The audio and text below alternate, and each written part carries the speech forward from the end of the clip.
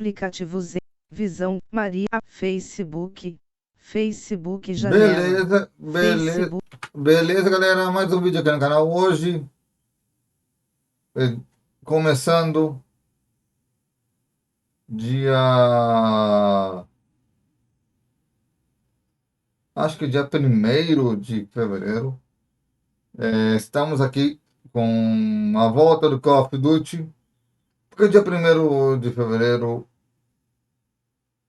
Porque é a semana 4.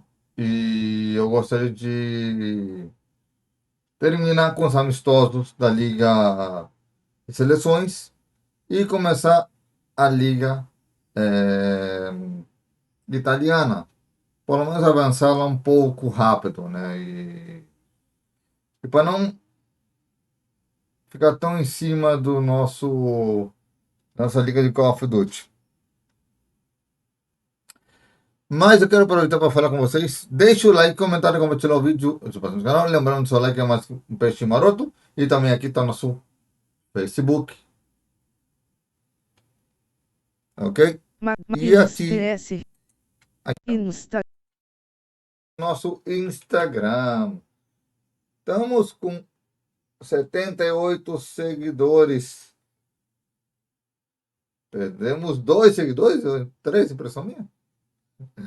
Nós bateu os 1.000 seguidores. Se bater os 1.000 seguidores para meu aniversário em abril, eu faço um esforço para fazer um sorteio de alguma coisa. Hein?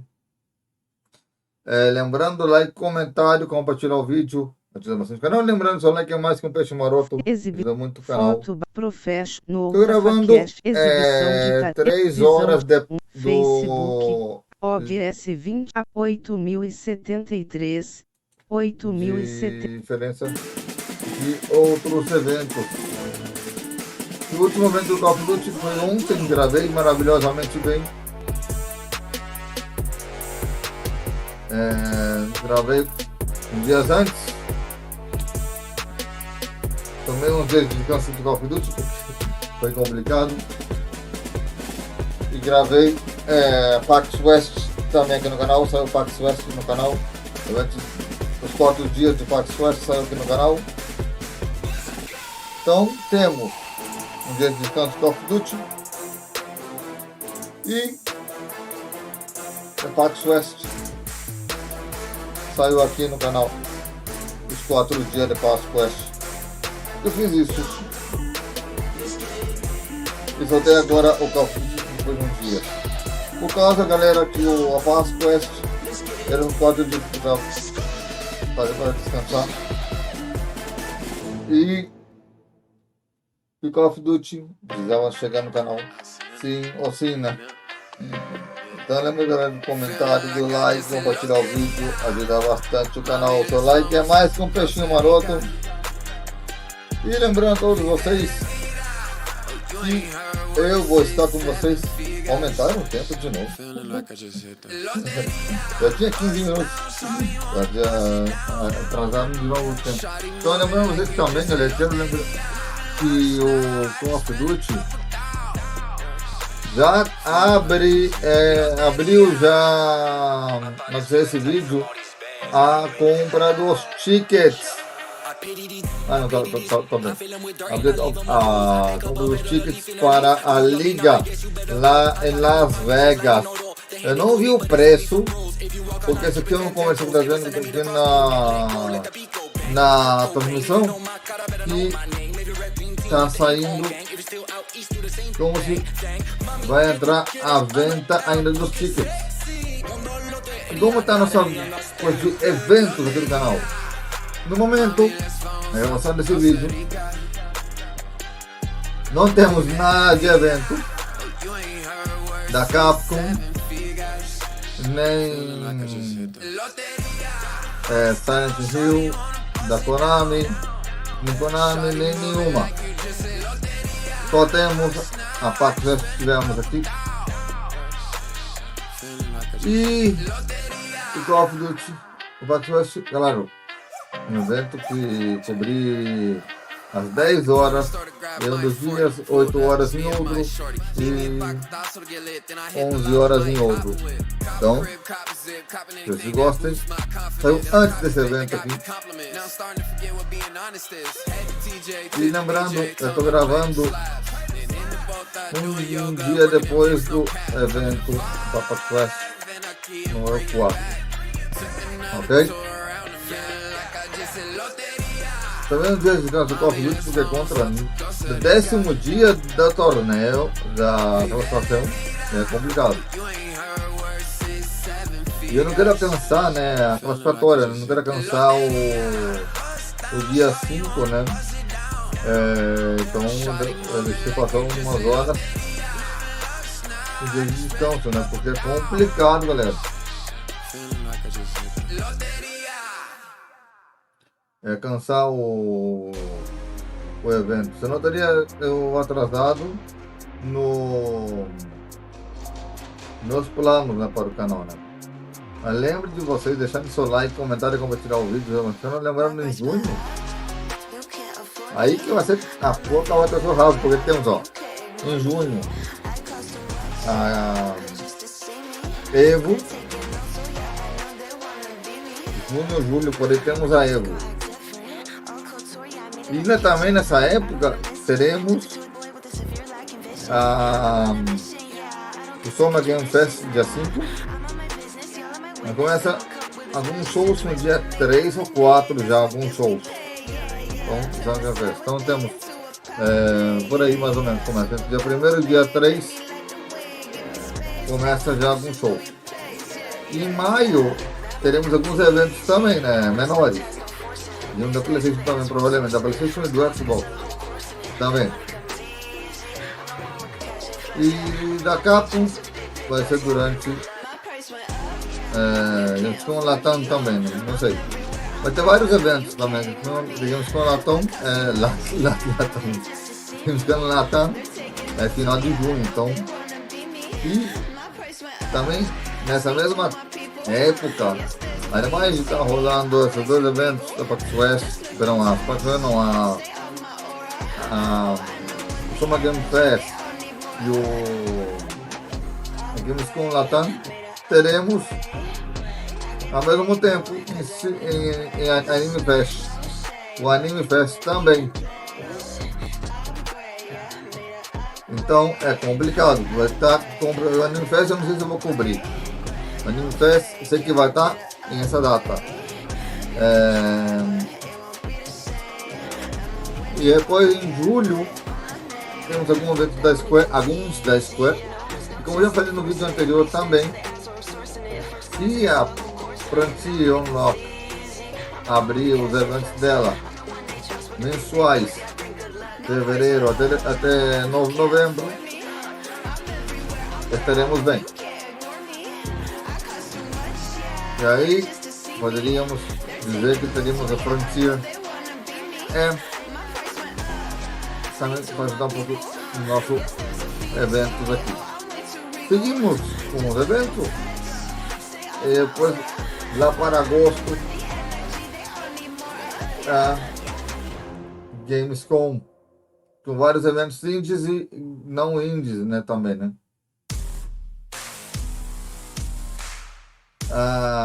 E outras empresas também fazem os próprios eventos também, como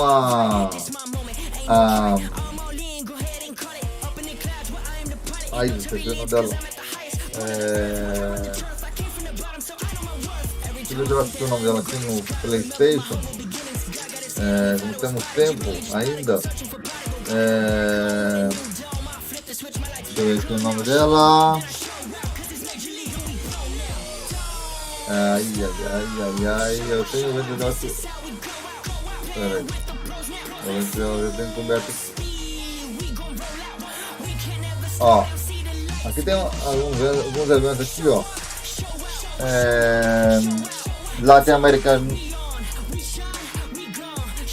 Game Showcase, Women Like the Game Showcase, entre outras. Tem muitos aqui. Em fevereiro também tem acessibilidade de Game Showcase também.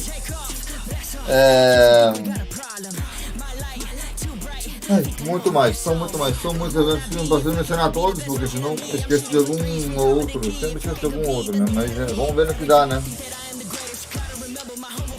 Temos, ó, de tudo um pouco aqui no canal, né? Mas acompanha aqui a playlist Eventos 2026, Eventos de Games 2026, acompanha a playlist para poder saber todos os eventos que nós vamos ter. Todos vão estar organizadinho na playlist, bonitinho, assim ó, e cheirosinho não, bonitinho e legalzinho, estou na ordem, não sei se vai estar na ordem 100%, aí vai estar todos os eventos aí, para acompanharem. E o horário dos eventos, já falei, às 4 de 1 hora, e às 7 eventos com esse tamanho aqui do COD, às 7 da noite. Eventos como o do COD, ou parecidos, que durar mais de 1 hora, 2 horas e meia dura esse aqui. Esse evento de hoje dura 2 horas e meia.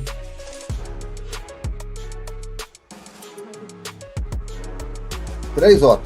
Dura 3 horas o COD, ou máximo 4. Dependendo do vídeo. Então, também, não só do COD, tô falando, dura em geral, às vezes o evento de alguma empresa, como o normal dela são 50 minutos, máximo 1 hora. Mas outras duram 1 hora e meia, 2 horas, 3 horas, 4 horas, dependendo, claro, de cada uma. Se é torneio, dura mais de 4 horas. Se for um evento normal, 1 hora, máximo 2 horas. Aquela que Jeff Killer, o Summer Game Fest e o Game Awards duram 4 horas.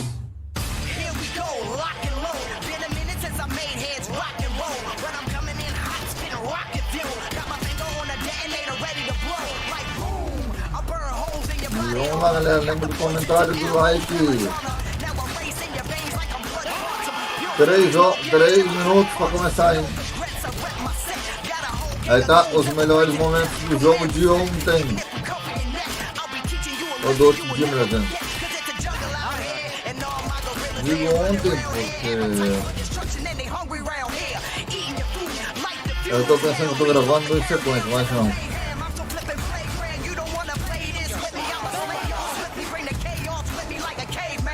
Lembrando que isso é em fevereiro, primeira semana de fevereiro.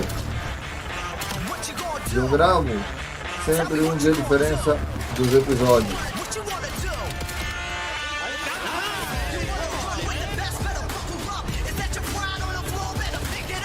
O dia 3, o dia 2 e 3 da semana 4 vão ser cabuloso, hein? Se tiver algum evento.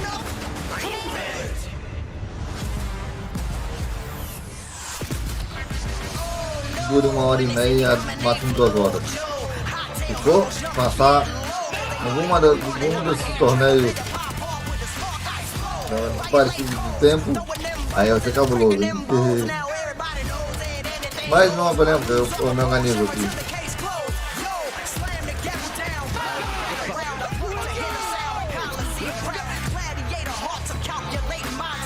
Atrasar, lembrando a vocês, sendo depois do dia 1º,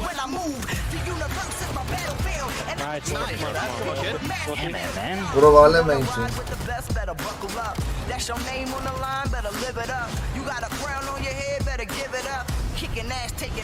O vídeo anterior saiu no dia 31.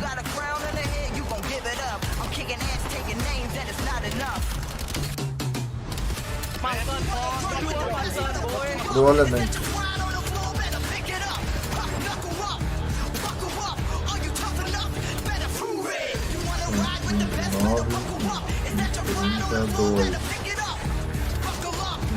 32, 3, 4. Então,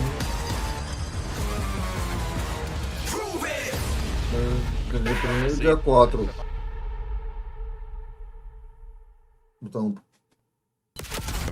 vamos descobrir isso depois, não tem tempo. Não pode entrar. Eu tô gravando.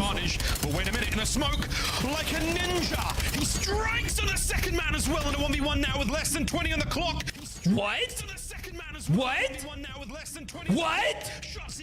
Yep. Come on, take it to him. He's got to go plan. He has to plan. Oh my God. You got this, lives, he wins the round. What a moment this could be. Oh my God. This other guy's tweaking. He's got his trousers. He can't even play. Falta 15 segundos. This is fine. Oh, yo, that guy doesn't play for the win. I keep noticing it. Oh my God, Quavis, there he is. He witnessed everybody and he's like, Aí lembrando a todos vocês que eu vou seguir That's a smoke criminal. com a liga, não só com a liga, hein? Mas que aparecer de Mortal Kombat que chega também agora em março, né? Então teremos 2 ligas no canal e simultâneo, então vai ser complication.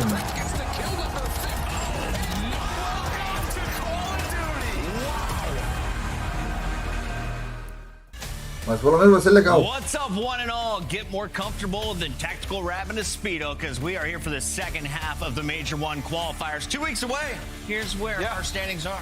Not the image I wanted to start this segment off with, strong. But I will tell you, there's another Ah, image 2 semanas eu vou começar com um torneio, então 2 semanas, hein? sitting at 2-2. Guess what? They got 1 match this Eu weekend. pensei que That's faltava versus meses. Optic, Texas, so could be on the outside looking in. On the left side of this, Riyadh Falcon's been a big story. 3-2, rising up the power rankings and 3 straight match wins. Now, you got to finish in the top 8 if you want to be in that winner's bracket come the majors, as usual. So, and let's talk about our power rankings and the teams that you expect to be in the clear 8. You got 3 teams in the top tier now. Yeah, I have 3 teams in the top tier, and these are ordered as well.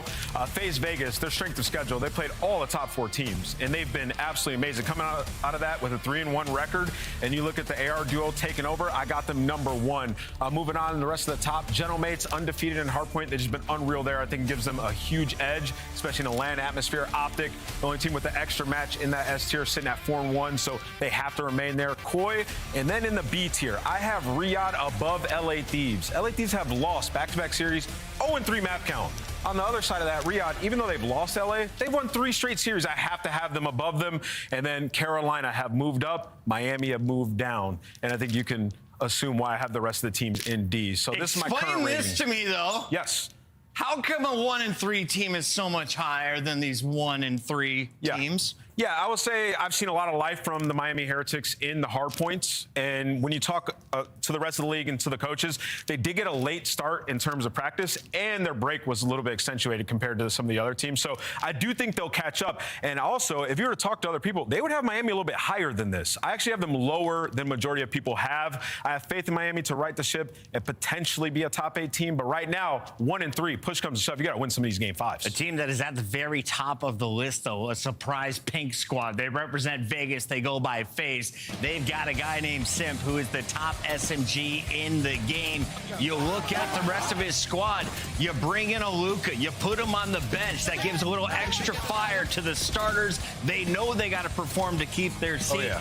Everyone more than improving their gameplay going up against Optic, a hot 3-0 in that series. Yeah, a hot 3-0 versus Optic. I mean, they have some huge wins. Not only just Optic, Koi, and Gentlemates. This is like the rest of your top 4. And in this matchup, you know, we mentioned the Zaza duo, Draza and Abuza, map 1 taking over, which that was the narrative. Like, can the ARs contend with the other AR duos in the league? Well, newsflash for you, they absolutely can. Maps 2 and 3, we saw Vintage Simp, who looks like the best player in the game. All signs point towards FaZe FaZe ascending and Abusa continuing vai this ser um battle. abusador, Sides então. straight for this one tomorrow. Ah, You're é, playing abusando muito, cara. Cloud9, Yeah. struggle in game 5s. Then you're playing G2, struggle to finish out series. Eu acho que Then o you're capítulo playing mais curto que nós vamos ter Vancouver, 4 total do map torneio. wins. All signs are saying FaZe is going in with the #1 seed to the major, right? Yeah, all signs point to that. Not only that, what FaZe are great at, they're the #1 search team in the game. They look unreal in that game mode. Going up against Optic, who prior to that was the #1 search team. Dominated them there. You look at the rest of these, they have the edge in the other game modes as well. So they should be the #1 seed, barring an absolute collapse. One team that we expect to finish top 4, but we don't know where, is Toronto Koi. And during the offseason, there was hashtag free Joe ED. Everyone, Joe deceives, but he gets locked down by Toronto, and it's a good thing. They build along the young man. And look at the 3-0, his former squad. A beatdown just occurred last stream. Yeah, Joe Deceives has been absolutely unbelievable. And this Koi team, just in general, I mean, they're just a treat to watch. You know, checking out this video, some of the highlights. Joe Deceives can just go on these wild streaks. They're overload, #1 in the league. Some of the advanced metrics just showing their ability to score in their runs, second to none. And then you talk about insight. That's a guy whose jersey was getting called for, Chris. Yeah. A lot. Top 10 overall KD, where you wanted to see improvement. And that's a testament to this team and Kleenex switching roles and playing around them. Insight's been a beast. Jamie, there's been people saying your name in the green room. I've only ever said great things. Same. True faith, just like Nameless. Great to see him and Kleenex continuing to pop off. I feel like they are the foundation of any Toronto starting lineup in Call of Duty. Where do you rank Black Ops 7 for this squad? Yeah, I mean, I think Koi are in position to win an event. Like, when we get to Major 1, they can definitely win. And let's switch gears, though, and let's talk about the LA Thieves. You know, everybody's been pointing out Kenny, saying he needs to play better, and for sure. But if you watch those back-to-back series where you get 3-0'd and your takeaway is it's only Kenny, I'm sorry, you do not know ball, brother. This team in Hardpoint not playing well. Search and Destroy, it's terrible. Like, the sub-duel's not on the same page. And BZ as well as Kenny both need to improve their performance. The Vets not living up to the hype in Los Angeles. They're sitting at 2-2 with a lot of room to improve, and some people are starting to call them burgers, which sets up a segment we love to call Burgers and Fries. We got the good and the bad. Where do you want to start? I want to start with the bad. Let's do it. Yeah, let's do it. Let's jump in. Too bad. It's Sniper. It's back in action, and it's bad to be on the other end of this scope because Beans, he made people question, should we put it in competition? Yeah, you said good or bad. I guess it depends on the way that you look at it. If you're on the opposite end of that scope, you're probably pissed. Here goes some Hellstorm clips. I mean, the Hellstorm has been awesome. You've seen a lot of 2 and 3 pieces last week, and sometimes friendly fire. Bad. There was a burger from Dan Ghosty, but look at Nero. He shows you the true potential. You split off the rockets, then the big boom. 1, 2, 3, 4. That's a team for Nero, baby. Sometimes those mini missiles have a mind of their own. I'm telling you. But here we go with another one. Is this a fly? Oh, this Gravity wins again. Hold on, but this is a fry/burger clip because he got the kill. He did get the kill, but this guy did not. Envoy, sorry, slippery pickle, just right off the map. In the same clip, teammate Sib going down. How do you get multiple teammates falling off the map? I hope a grenade was involved. You know what? I don't know if they bumped each other or what that was. They didn't want to give them the kills, but yeah, that's a bad one reading a film session. Here is a 3-piece. Order is up. We got all kinds of teams chiming in. Shotzi there from Optic. You got Real for Toronto Koi. One of the most beautiful coming out of Exceed, the new addition to the Royal Ravens, getting some dubs with him in the lineup. And then Max showing you why Cloud9 is always a threat. They almost took down Gentleman's. Yeah, they could have won that 3-0. I mean, they blew that map #1, but this is the best clip of the week for me. I mean, back-to-back 3 pieces, absolutely turning on that last guy. And we can't forget this, the best overall performance on the individual map. Yeah, Chris, come on. In a single game, we renamed the map for him. Yeah, Crump losses, or as Chris likes to call it, what is it? Crumpopolis, baby. Crumpopolis sounds a little bit better. Yeah, it's futuristic. He's renamed it after his performance. Here, though, we've got a burger play. Where did the sticky come from, Nameless? Yeah, I mean, it came from Kenny. Just right at his boy, sticks him on the dome. If there's one clip that just sums up the weekend for LA Thieves, it's that one right there. Oh, Real on the other end. Yeah, just witness the Hellstorm. It's rough. And he had bomb, too. Fall here, Gotta kill ball guy. Ball guy dies already. Oh, the ball right out mid. Oh, the Legal. ball right out mid. What is he doing? Did Kenny just have the ball with it? Wait, what? All right. Did Ken just have the ball? Ken had the ball. Ken the ball. That last minute Divertido. for any Ken the potential. ball. Come back. Lots of emotion on the watch parties. Listen, like, it looks so bad because it's Kenny, but it's like, I don't know what they were talking about right there. They go wrap it to the window. Either way, yeah, the overload should have been safe and sound. As tough as that moment was for Octane, it's got to feel good to get the announcement out. I know everyone going through that first trimester. Yeah. You're biting your nails. You're a little eager. The news is out. Congratulations, Papa Octane joining the Unks. Yeah, congratulations to Sam, man. He's going to be a dad. Listen, he's been a COD dad for a long time, so he has a lot of practice. Excited for him and his wife. Congratulations to all the dads in the Call of Duty sphere, all the moms and everybody watching. Get ready. It is week number 4. We're getting in day 10. CDL with Nameless and Puckett and friends like the Heretics in Vancouver. Absolutely. Must win for Miami. Lock in. É cubano, wow. Monster Energy, the official energy drink of the CDL.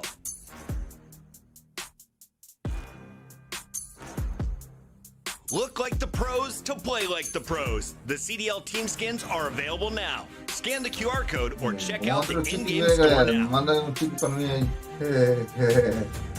Scuff, official controller of the CDL. Controle pegão, hein, galera. Lamento. Let's find out who's built for the big stage. Depois esse comercial vem com a primeira partida do dia, hein? But Hydra with the switch impossible. He's making top room. So damn happy.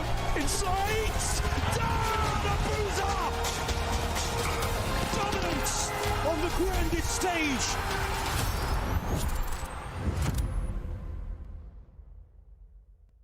Depois de 22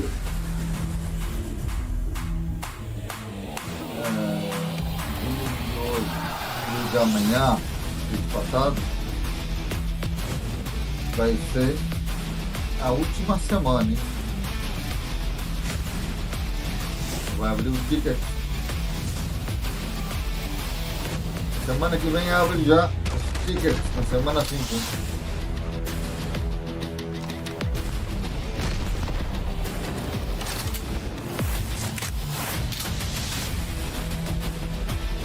Vai abrir, serão daqui a 4 dias que vai abrir.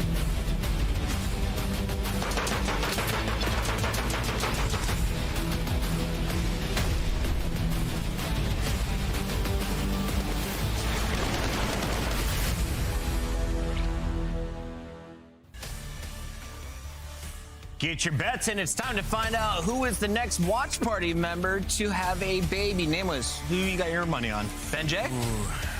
Yeah. Same. Then Tom. Then Tom. Yeah, it's about that time. That's the order. For now, we got to dive into a might already match have a of a kid. top 12 squad versus a top 10 team. Now, there's only 12 teams in the league. There is. Not a great compliment here, but let's talk about Vancouver because they brought in the Cookie Master, the Big Baker, coming in with a reverse sweep in his opening battle against Boston. After 11 straight map losses, you saw 3 in a row for Vancouver. Unfortunately, that success was short-lived. Yeah, and then you go into the next series versus Optic where it was not pretty. And Optic was angry, too. Yeah, They're playing like a super Optic. A point to prove. Exactly, Chris, right? So for them, you can see the pregame here, like get off to a hotter start, stay ahead in hardpoint. A couple of those HPs, they went down huge to Optic early on and like rallied back. And then overall for Vancouver, I would say the good things are they've won back-to-back overloads now. And they're, scoring on their runs, like 33%, which is above league average. So you got to continue that going into the series versus Miami. But yeah, I think the pregame stats right there by Easy Mac were on point. Got to get off to a hotter start, especially particularly on the breaks here and stay ahead in rotation. Quinn, eyes are on you. Lunars has been consistent. Abe able to play at the top of his game in S&D when TJ is firing strong. On the other side of this fight, you've got a team that had multiple top 3 finishes last season. Black Ops 6 was a great title for the Heretics franchise, the best in Miami history. Where's the team right now? Yeah, they haven't delivered so far. You know, this is a team, I was talking about them last week. You know, for the Miami Heretics, they have to have some great strides right now. I mean, you're 1-3. This team is 3-8 in Search and Destroy and Overload right now. So both of those have to get better, and they need to convert on their opening duel wins. And I actually wrote that down as well. I mean, 53% conversion, which is last in the league. And if you remember, when Heretics took that big leap forward last year, it was bringing in Super, and they won seemingly every S&D that they needed to, especially the Game 5. So I think first things first, you have to fix that conversion percentage. And that's a tough one because you bring Trakes in. Who was the guy finding a lot of those first bloods last year? Because it was Real.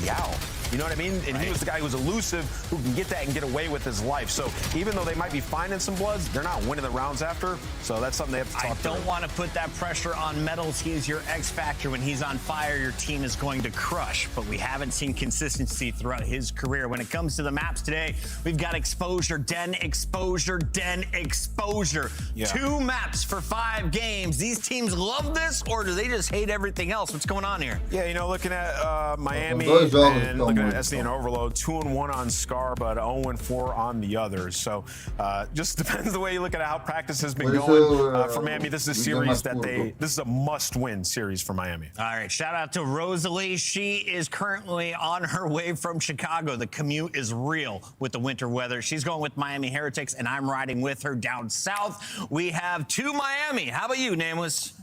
I haven't taken any like wild shots in over a week. I took them once. Yeah, I'll take a shot here. I'm going to go with Vancouver. Going Vancouver, Surge. Who's going to be your hero? The hero in this series, TJ. Why not? You know what? Gwyn, actually. Gwyn. Yeah, Gwyn. G-Win. I'm ready for him. Casters, you guys ready to kick this day off? I'm ready, and now I kind of need to know if Ann has gotten into something with Ben possibly having a kid we don't know about. I think Ben must have. I think Ben just might have kids. Also, we don't really know how old Ben is. That is facts, bro. He's had great hands for like 10 years. It's hard to tell. It's hard to tell. Yeah. Sorry, Ben. Let's get it going, baby. Look, Jade, let's just put it plainly. This is a must-win match, not just for Miami. This is a must-win match for Vancouver. Got the first couple of wins in their map pool under the belt last week, but this feels like an opportunity for both of these 2 teams to kind of get themselves maybe a little bit further out of that bottom 2, bottom 3 conversation. Yeah, I think if you're Miami, you're definitely looking at this series as a must-win. You're sitting at 1-3. You have 3 matches left. You got this squad. You got to play against Paris, and you also got to play against Boston. But you got to get through this first, because if you can get to 3 wins, you have a chance at being that 8th spot. But your hands are going to be full going up against this Vancouver squad with the addition of TJ, because even though they did get steamrolled by Optic, it's still Optic. You got destroyed in the Search and Destroy. You had to have a miraculous comeback in the hard point, but you were able to take the Overload only a couple weeks of practice. So a little bit more time under both of these teams' belt. I expect better results. Yeah, I agree. I mean, it is true, like, talking about Miami and kind of piggybacking off of Ant's point, like, there's a lot to like when we watch this team in map 1 and map 4. Like, the hard point, they catch some flow, and, like, Trakes looks like he's in the mix and doing a nice job. It's just when the objective has to come through and we're focused on things like Overload. We're focused on things like Search and Destroy. That's where those first bloods, those entries, that's where we feel that punish. But Redcore's been just as good as he had been at the end of last year when he was initially picked up by Miami. And then, of course, with a couple of great finishes for them in the last handful of majors and champs, he's still up there in terms of total KD, especially when it comes to hardpoint. It just comes down to turning that slaying presence into success, especially when we look at map 3s, because let's be honest, Jay, the Heretics, I feel like it just continue to get plagued at the beginning of years with map 3 modes, whether it's Control or it's Overload now. Yeah, I feel like this Search and Destroy in their Overload is going to take time to get it where they need to be. You have a new guy in the system, in Trakes. Real used to cover a lot of ground for you, but you got to take time to make this guy comfortable and be comfortable around him while you're making the plays as a collective unit. So when we get to that exposure, hopefully some adjustments come in, because they got AO ran in the beginning of the season by Toronto on that map. But we got exposure sandwich with a little bit of den filling. This should be an exciting one. That den filling feels a little tasty. Let's get into it, brothers and sisters. We only got a couple more weeks before we're in Dallas, and we're going to kick things off here with Miami taking on Vancouver. Exposure hardpoint. Let's get it on as TJ finds first blood. Yeah, Vancouver are looking to right the wrongs off of the Optic series. Be better at the P2, P3, because that is a turning point on a map like Exposure. The money hills that you desperately want to dominate. And already for Vancouver, starting off on the right foot. Not really getting a lot of time off of P1, but all the map control is now going to lead to good time, because Miami have to take a slow and steady approach on this break. Nice read from Lunars. He had a really good finish to the series at the end of last week, looking to follow up with a good start here on Friday. Abe caught as Metals will find 3. Still alive, but TJ will put him down. One more to grab, and Super will confirm the kill to get Miami their opening seconds. Yeah, now it's off the rotation over towards P2. Trace, the only one currently here from Miami, but does find a kill off the rotation. Everybody else joins through mid-cut, so Miami win the roto here to P2. You're going to force Vancouver to now find an avenue of approach. Everyone rallying their way through middle. You want to try to set up a Prince. Lunas and Abe already find 2. Trace, you got to stay alive. He's able to get the reset onto his health pool. Long-range shots land, but not enough for elimination to come through, so things will pause for Miami. Vancouver, a quick establishment of control over P2. Heretic spawning on the right-hand side, looking to set something up, maybe waiting for Trake to get through mid, but it's taking a little bit too long. Metals gets pushed off his angle in the corner. Stun comes through. Easy follow-up as TJ finds 2, and that really just kind of shuts down the push before it even happens for Miami. Yeah, and now look what it does to the spawns. One player from Vancouver is going to be blessed on the backside of P3, and if you're Rencor, you're thinking about this rotation, but now you have to think about what corner I need to play in to just value my life. Gonna get a freebie off that old time of Vancouver in the position to chain it over towards this P3. Just gotta locate Rencor, and it's all on TJ because everybody else is still from Miami pushing the back. Yeah, really steady start here from the Surge. Abe next one up, double doors are open, able to find the first, not much damage to the second, but over the window. Gwyn finds the trade. Lunar's trying to work from the low ground. Pushed back, and Miami will control a little bit of time here early with the close spawns. Next hit, though, immediately on the way. TJ trying to break things open. Doesn't have any help with him initially, but Lunars can get one trade, and Vancouver can continue to stay present as they try to continue this break. Okay, and if you're Vancouver, you got to try to bank on a stunner grenade to make this approach a lot easier, but now trophy systems are going to start to develop. Miami light up the kill feed. The clean 3 dead. This is going to be all of their time because even though Vancouver on the side that they want to be at this point of P3, you cannot afford to give up all this time for free. Well, TJ kind of forced to get into the mix. Gwyn following up. Good damage comes through. Can he find 2? Yes, he can. Still one more on the outside, though. It's Rencor. Wants the trade, but shut down. It's Gwyn for 3. Doesn't result in too much time for Vancouver, all things told, though. And they're going to have to be a little bit pressed trying to get over to P4 with Miami already in position, but spawns haven't fully opened yet. Rencor will spawn out, but Metals will spawn in. Miami trying to reinforce Tricks in the hard point, but he drops, and Vancouver's got an entryway from the front. Yeah, now Metals got to value his life. He does long enough for 2 of his teammates to spawn right next to him, but Rencor trying to set up a pinch through the front door. Good shots, not going to lead to the kill. Now there's pressure from so many different angles. The break comes in for Miami. Vancouver just need to value their life in these positions, but everyone falls. Miami successful on the hold, and this 30 seconds now is going to be massive because Vancouver have to flood through mid. Yeah, a little mixy, maybe a little sloppy, I think, in certain moments for both teams, but a very even game, regardless of how it's unfolded to this point. Super trying to bounce off the back walls to get some damage into this break attempt for Vancouver, which able to find 2. Lunars clears off the back, so significant scrap time here for Vancouver, but look at the minimap. You've already got Lunars and Gwyn set up for new, and Gwyn taking space on this front push through dirt, not quite able to find Metals. So Lunar's in some problem spots here as he tries to keep his life waiting for help off the old time. Oh, but Metals gives him a freebie, so now Lunars has this power position, and this was a struggle for Miami in that series versus Carolina. When you get to this P5, how do we approach this? Because you keep on losing top mid, but now you're playing too hard for top mid, and Vancouver are just soaking up as much time as they possibly can, but the numbers are in your favor. The break is in. Super clearing out mid-map, has Vancouver a little bit stressed on how they want to even approach this hill at the moment. 2 players held back just outside of ring. Gwyn waiting for an opportunity to strike through middle, but someone's got to make a play here if you're the Surge. There's the up and over. Abe finds the first blood. Lunar's able to support for a second. That works. Took maybe a little bit longer than you would have assumed for a 3-2-1 go, but it works nonetheless. 20 seconds to fight for, and if Vancouver can find every single second, we're going to be looking at a pretty much tie game. Yeah, pretty much tie game. The ARs from Miami trying to hold the rotation through top mid. Don't want to get chained from that P5 to P1. Need to make sure you're controlling your long alley, forcing them all to be over towards ringside as you're cleaning up house at this old time. So initially, you're going to be uncontested. You know where the pressure's coming in. Just got to win a gunfight. Yep. Drakes on the corner, able to take down TJ. So 20-point game. Super, gets a lot of Gwyn, but not enough. A little fall off has Lunars forced to play for a trade. And Trakes, who continues to kind of dance with the devil here on the corner, is able to get a second lease on life. Stuns, nades over the top, largely landing, but Trakes able to respond. And he's got more in front of him. Again, just kind of playing for that little bit of info. And now, again, off the regen. Nice moment. Nice individual showcase for Tricks on 4 in a row. And Miami, another big lead starting to grow here through P1. Yeah, it doesn't overchild. This is what Miami are good at in hardpoint. This is why this is their best mode, because when they are set up, it's very difficult to break on in. They have crossfires galore over at the long alley. Doesn't allow Vancouver a sniff at breaking them off of that barrel. You don't usually see full 60s off of that P1, but now you have an opportunity to chain it over towards P2. It's a 2v1 on the gunfight for the rotation. Abe trying to buy you his life. Now he's forced to back down. You lose it, and Miami have a chance to blow this game wide open now. Yeah, they sure do. They sure do. So waiting for Abe to come off the respawn, but this next break attempt critically massive for Surge, and it's Super who pushes out and finds 2 while cooked nades were starting to be the next play. Now back to the front, off 4 in a row. Not quite able to get the 5th as TJ doubles down.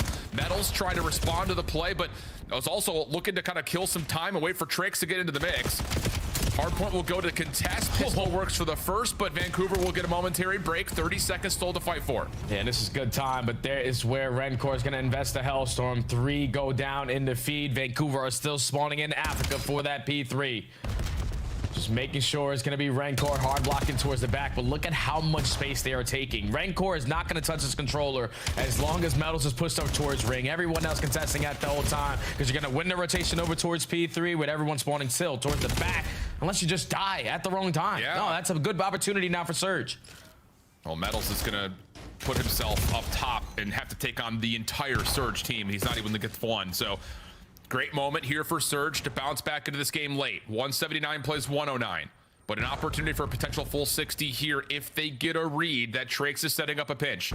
Are they alerted to this? Gwyn trying to sniff it out, ring around the Rosie down low. Trophy system keeping him safe. Then he goes into the smoke from the Semtex to give himself a little bit of coverage for the first blood.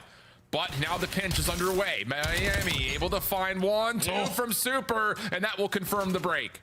And all it took was just Metal finding 1 kill on that pinch off the guy that was coming off the respawn. That allows them to know it's a 3v4 in towards the HP. Everybody just fly and play your trades. Miami get the break. Dude. Walk away with this final 30. Vancouver again on the back foot, dying off the rotation, spawning at old. Gotta haul your ass all the way across the map to get there early.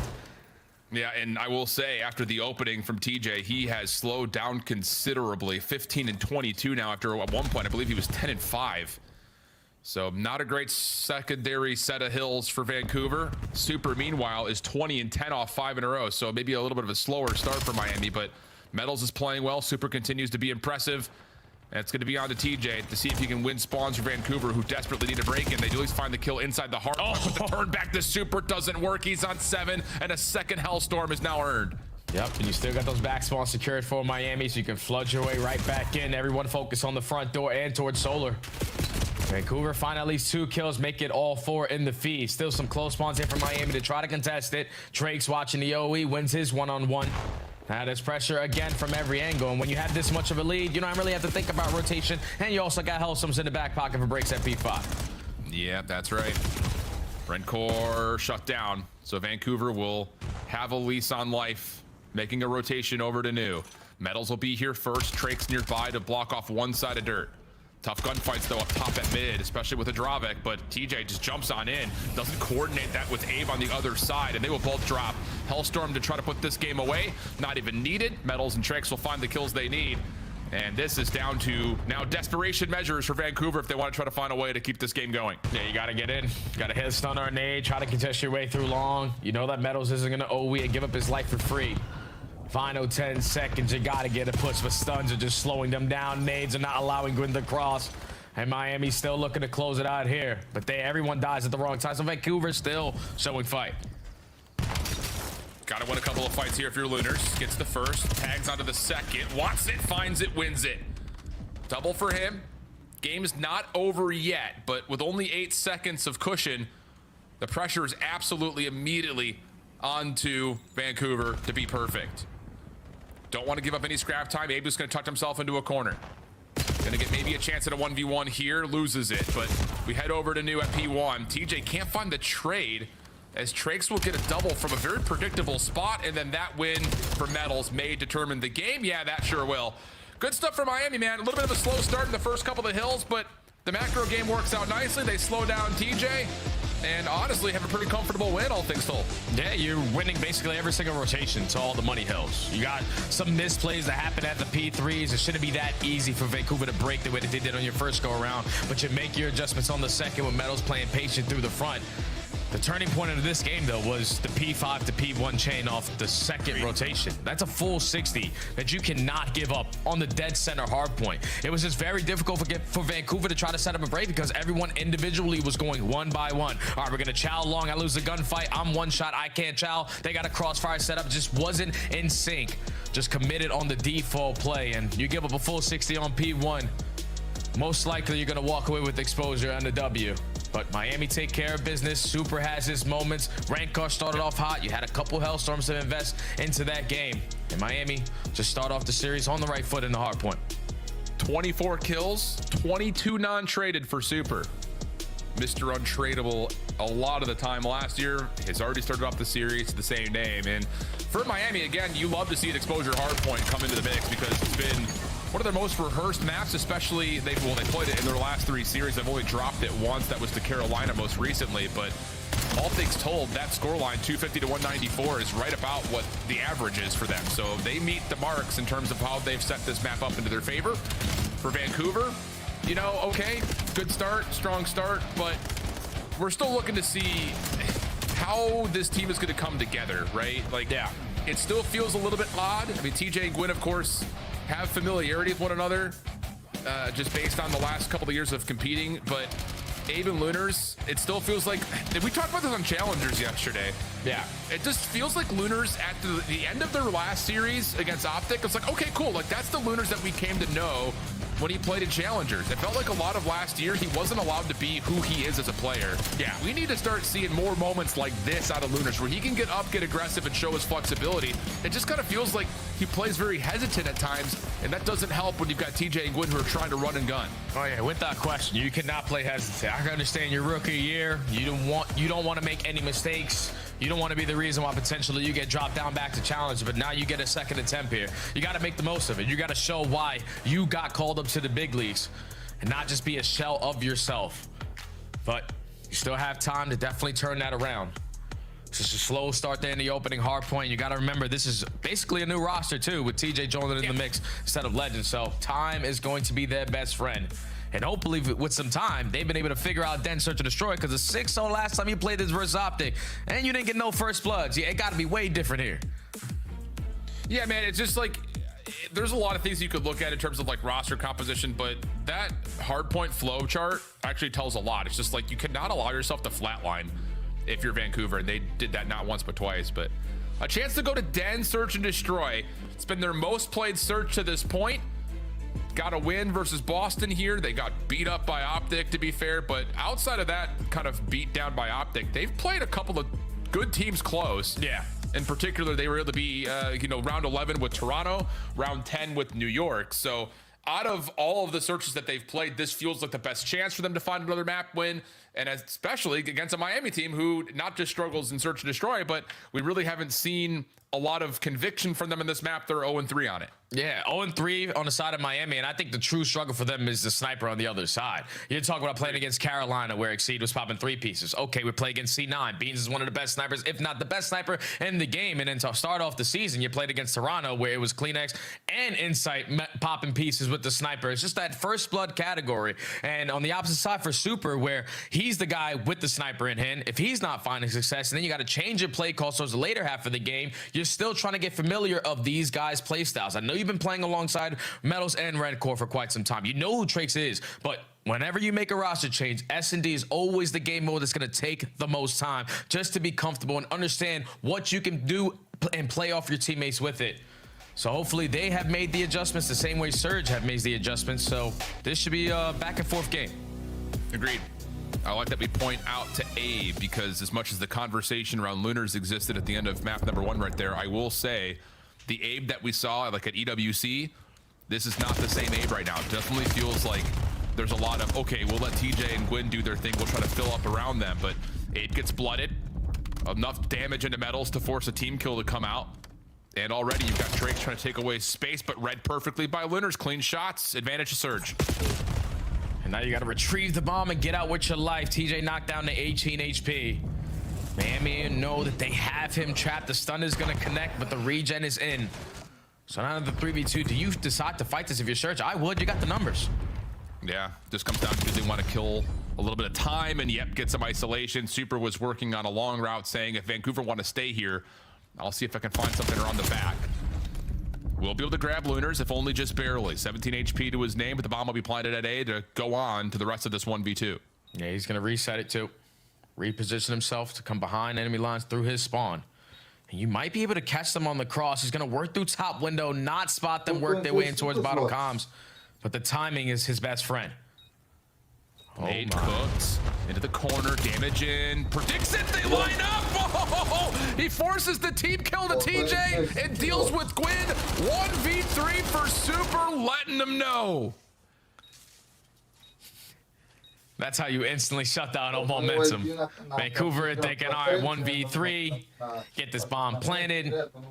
Should be an easy cakewalk round, but Super, this is why he was brought into the pro scene.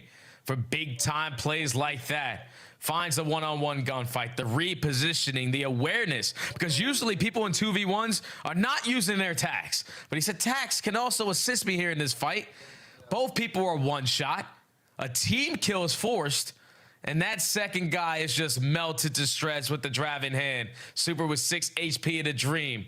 Instantly still the souls of Vancouver. Miami take the opening round. Oh, it's another heartbreaker right there for Vancouver. Early smoke out for the Surge defense. Challenged and pushed out though by Trakes. That set play just did not work. Let's just put it that way. Did not work. Trakes should have Gwyn low, but wait. Pretty Gwyn's able to snipe to save TJ, who was low. So he gets the regen. Metals needs to be a little bit cautious here about how much he shows before it gets pulled off by Gwyn. Yeah, you gotta be careful because Gwyn is obviously holding the angle and finds kill number 2 on the round. Snipers cause Miami problems on this map because they cannot be as aggressive as they want to. Give him 3. He's looking for the ace. Super though, and another 1v3 attempt. If he pulls this off, that would be unbelievable. But the bomb is down, 33 seconds on the clock. He's gonna have to move quick. Might get isolation here, but doesn't see TJ on that cross. Or does he? Oh, goodness. Now has the isolation. TJ's in some major trouble, but Super cannot lock down the shot into the staircase. And, well, you can kind of see a little bit of sigh of relief right there out of a couple of the player camps for Vancouver because I think they realized that they were completely separated. Yeah, and that's the difference right there because Super's thinking, this guy's one shot. They have to be playing a 2-man setup. Where the hell is Gwyn for the shots in towards the back? But TJ with the movement gets it done, but it's all on the back of what Gwyn starts off with the sniper. Give me 3, no smoke grenade's gonna keep you alive. Tie the game up. Now they go back on offense where they're hoping, if we go for this ace strat again, we're not gonna give up another 1v3.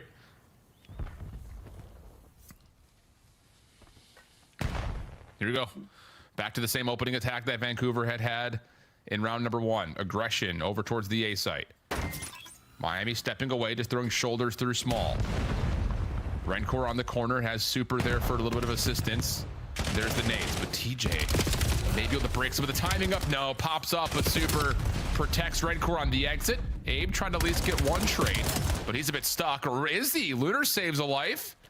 And we'll transition into the 2v2 from here. Yeah, and that's just something right there that Trace is going to have to learn from. Sometimes you don't always have to play the trade.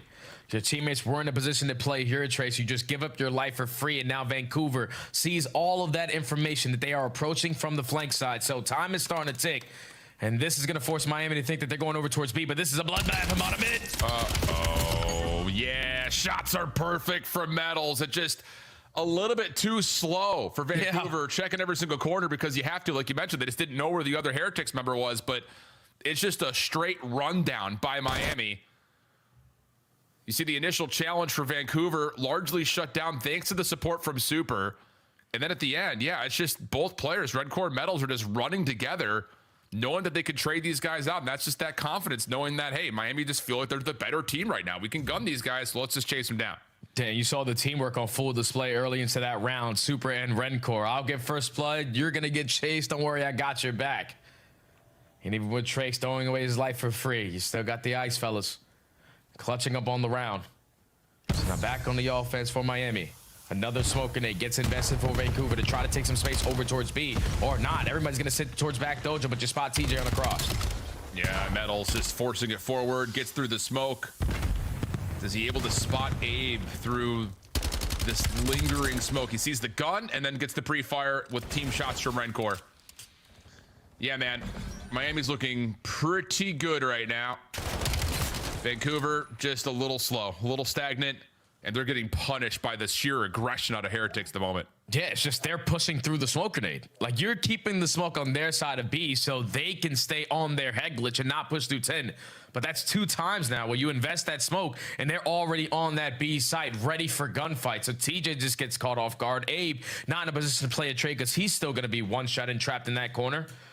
And then once you lose those 2 players at dojo, you have to try to make up for it somehow, some way, either on a pinch or through the middle of the map. And your island player in super catches one for free, and then Gwyn last man standing just gets picked off. So got to make some adjustments now if you're Vancouver, because that smoke grenade to try to slow them down is not slowing them down. Agreed. Feels a little too easy right now for Miami. Outside of the heroics from Gwyn's sniper rifle, it has been, yep, a lot of this. Great. I mean, what are we looking at, Jay? Hello? All right. Is it... They've played this map more than any other, and it looks like we're just kind of throwing things into the wind to see what actually catches. They tried to switch up their pacing there. 4-man push through B. But the smoke probably doesn't get to where they wanted to. Stuns and nades are connecting on the side of Miami, and this time they decide to stack 3 players on this side of the map. It's been a 2-2 split every single round. You weren't expecting a sniper to be there, so you're forced to slide a little bit more aggressive to get towards the outskirts, but the crossfire is being set up for Miami. Time is your best friend. They are starting to look polished here in Search and Destroy. I'll say, I mean, it doesn't get much simpler than this for Miami at the moment. Gwyn trying to keep that sniper active over towards Dojo. Trakes is going to show some pressure with the smoke and maybe a couple of pre-fire shots, but that is all just a sleight of hand. It keeps TJ and Gwyn interested. Has Abe pulled all the way back at pillars, so depending on where exactly Miami want to go, they're going to find themselves at worst like a 3-on-1 if they commit together. They're just looking for information on at least one player. Vou ter que me organizar bem. Lunars. He's going to sit nice and tight over towards Platt. But the bombs starting to edge its way over towards A. At the same time, Vancouver should have this information. There's still no one at B. All right, they got to be A. Yeah, and that's enough information right there from Abe saying that we're in some trouble. Gwyn, nice shot. TJ hora de live, já levamos aqui, galera. Hora. Lunars hunting, searching, caught from behind. Where's the help? Gwyn's got a pistol off trying to get in there. Does he have support with this? He does. TJ for the trade to the 1v1. It's Rencor on the other side. 20 seconds to play. Rencor not going to plant. Instead, try to rewrap this around the back of Dragon. Ooh, does he have the time to get all the way to B? He does. It's gonna be close, and yeah, he'll just have it by a couple of seconds. Yeah, TJ was expecting him. Okay, 15 seconds. No way he's going to think about that rotation, but now it's all about the exit. Can TJ spot him in towards Dojo? He does, and the SMG flying high allows him to get the better of Rencor there. I just think Miami were a little slow on their approach. Like, they were waiting for the perfect amount of information so they could set up the perfect play. But it's just when you're wasting that much time, Vancouver most likely are scouting towards B. You're giving them time to rotate back and be set up for that gunfight. And it all starts with Gwyn finding that sniper. But the closer and TJ from the top ropes. Give me that 1v1 Rencor. 4-2 now to score. Yeah, I like the idea in terms of the playbook design for Miami. Like, you have Trakes with the smoke, a little bit of noise created over towards you know, Dojo. It keeps those defenders there. You're trying to get a little bit of damage into Lunar, so he calls for help, but the problem was Metals up top is seen by Abe, and that just kind of gives away the entire play. Vancouver are not going to be fooled by that. You're trying to catch the defense on rotation, though. Eu acho que é mais so does it fully work out? Que... Super. Trying to tag onto TJ, throwing very narrow shoulders. And Lunars has an eye on Trakes, trying to line up the shots, finds damage, but no kill. We'll stay 4v4 with a minute on the clock. Yeah, and Miami have already gained the info. They're taking their sweet time on this approach. So let's just set up the conga line, 50-yard line, and don't allow them to get by us. And Meadows is able to gain more info over towards that P2 side. But now the bomb carrier is working its way right through the middle of the map. And Miami already know. All trying to just hit out window. Trake's overwhelmed by the double hit from Surge. Miami just kind of closing off mid at the moment. You've got Super watching the staircase. Rencourt down low to watch the close corner. But if you're Vancouver, you're going to go field things out at B, which is wide open for the taking unless Super can do something on a peek through Dojo. And Miami's got the read. They're going to be able to try to contest this.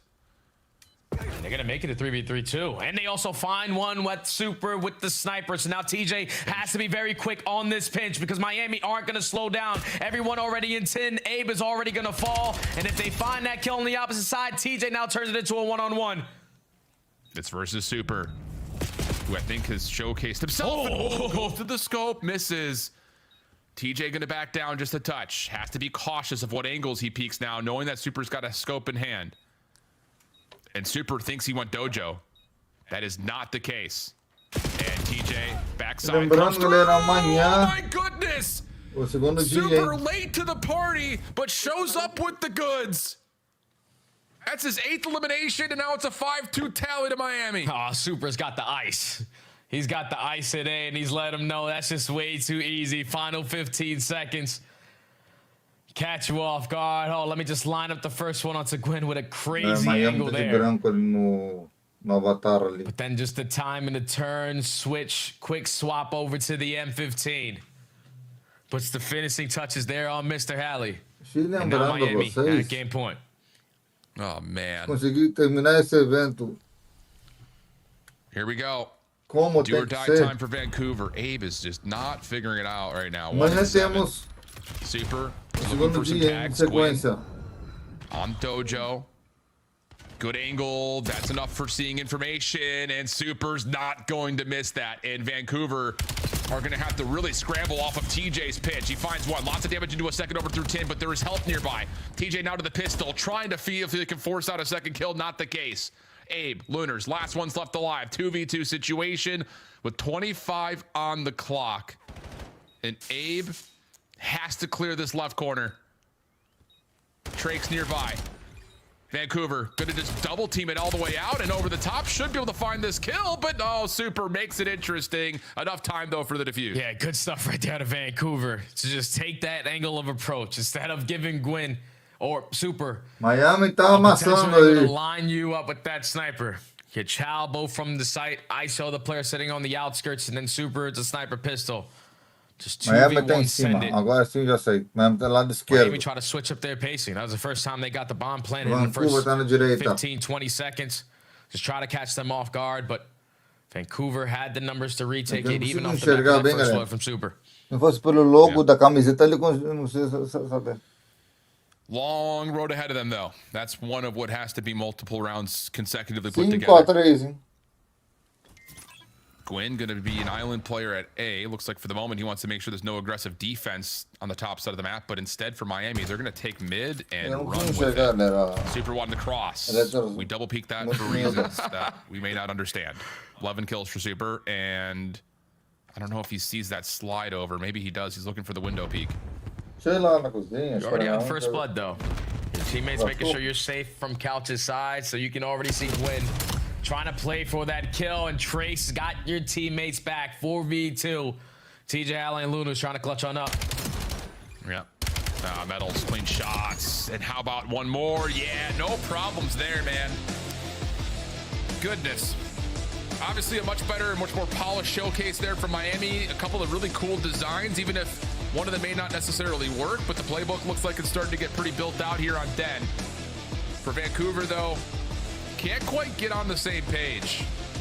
And maybe that's just the umbrella statement we could use for them right now with the recent change in the roster, but not good. That's pretty much the only real words I have about that. Not very good. Yeah, but I'm looking at Miami just so far on 2 maps, showing the improvements that they needed to. Adjustments in the hard points, making sure you're dominating off the rotations. You've been struggling in search and destroy, and that's due to a lot of these rounds not going your way early on. But this time you find 7 out of the 9 first bloods in this game.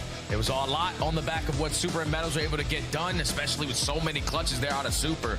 But they were starting to play in sync. The teamwork, the crossfires, playoffs. What we saw all of last season from Miami Heretics is starting to be shown on display in this S&D.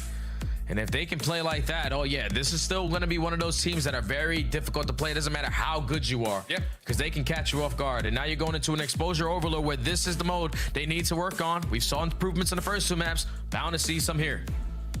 Yeah, I mean, it's just, yeah, they're 1-3 on Overload overall. And I think for a lot of us, we still have that Toronto Koi opener stuck in our minds. They got completely beep, boop, bang, boomed out of the map. But outside of that, they've got 1 win, 4-1, and they've got 2 losses. Outside of that, there were 3-4. Yeah. So, I mean, they're competing, just comes down to, can you actually find a way to convert wins on a regular basis? Feels like they might be primed to do that here, but we're going to go to a break. When we come back, it's Overload exposure with Miami looking for the 3-0, or Vancouver starting to get a reverse sweep put together with the first step. We'll find out which happens when we come back after this.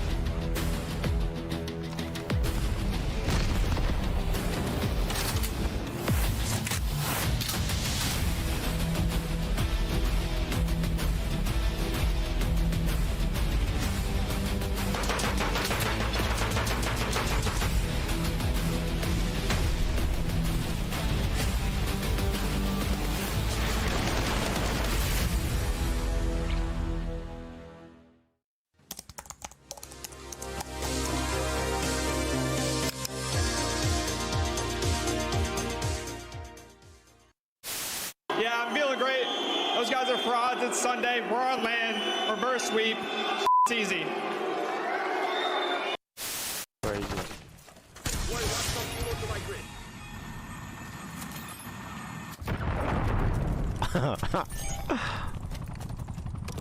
I suck with this.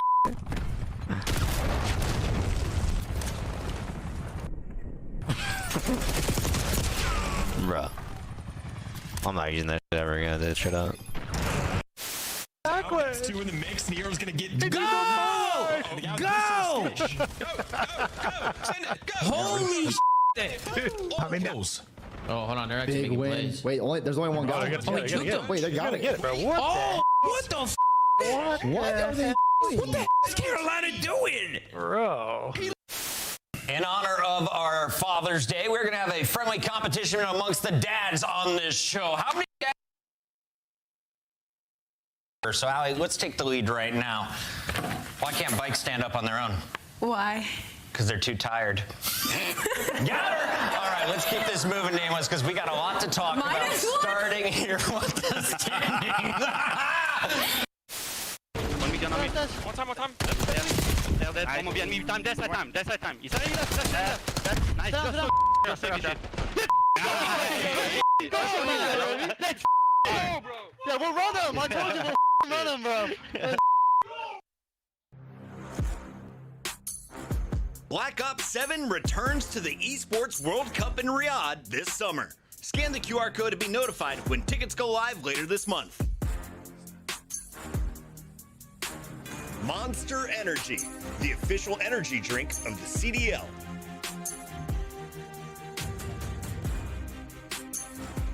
Look like the pros to play like the pros. The CDL team skins are available now. Scan the QR code or check out the in-game store now.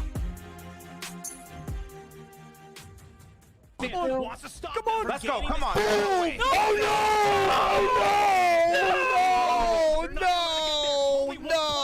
We're contesting. Cabs on. That's a huge win, but look who Get in! It's a straight Get in! He managed to get it.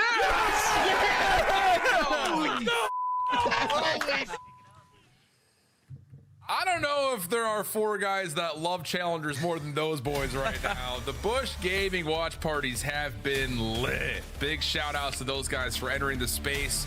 Not with a whisper. I'll tell you that much. They came in hot, and they have been entertaining. And hey, I'll just say this much. If you love COD, you want to watch it more than just Friday, Saturday, and Sunday, make sure you tune in on Wednesdays and Thursdays. Oh, yeah. Challengers Elite. Dude, yesterday was a movie.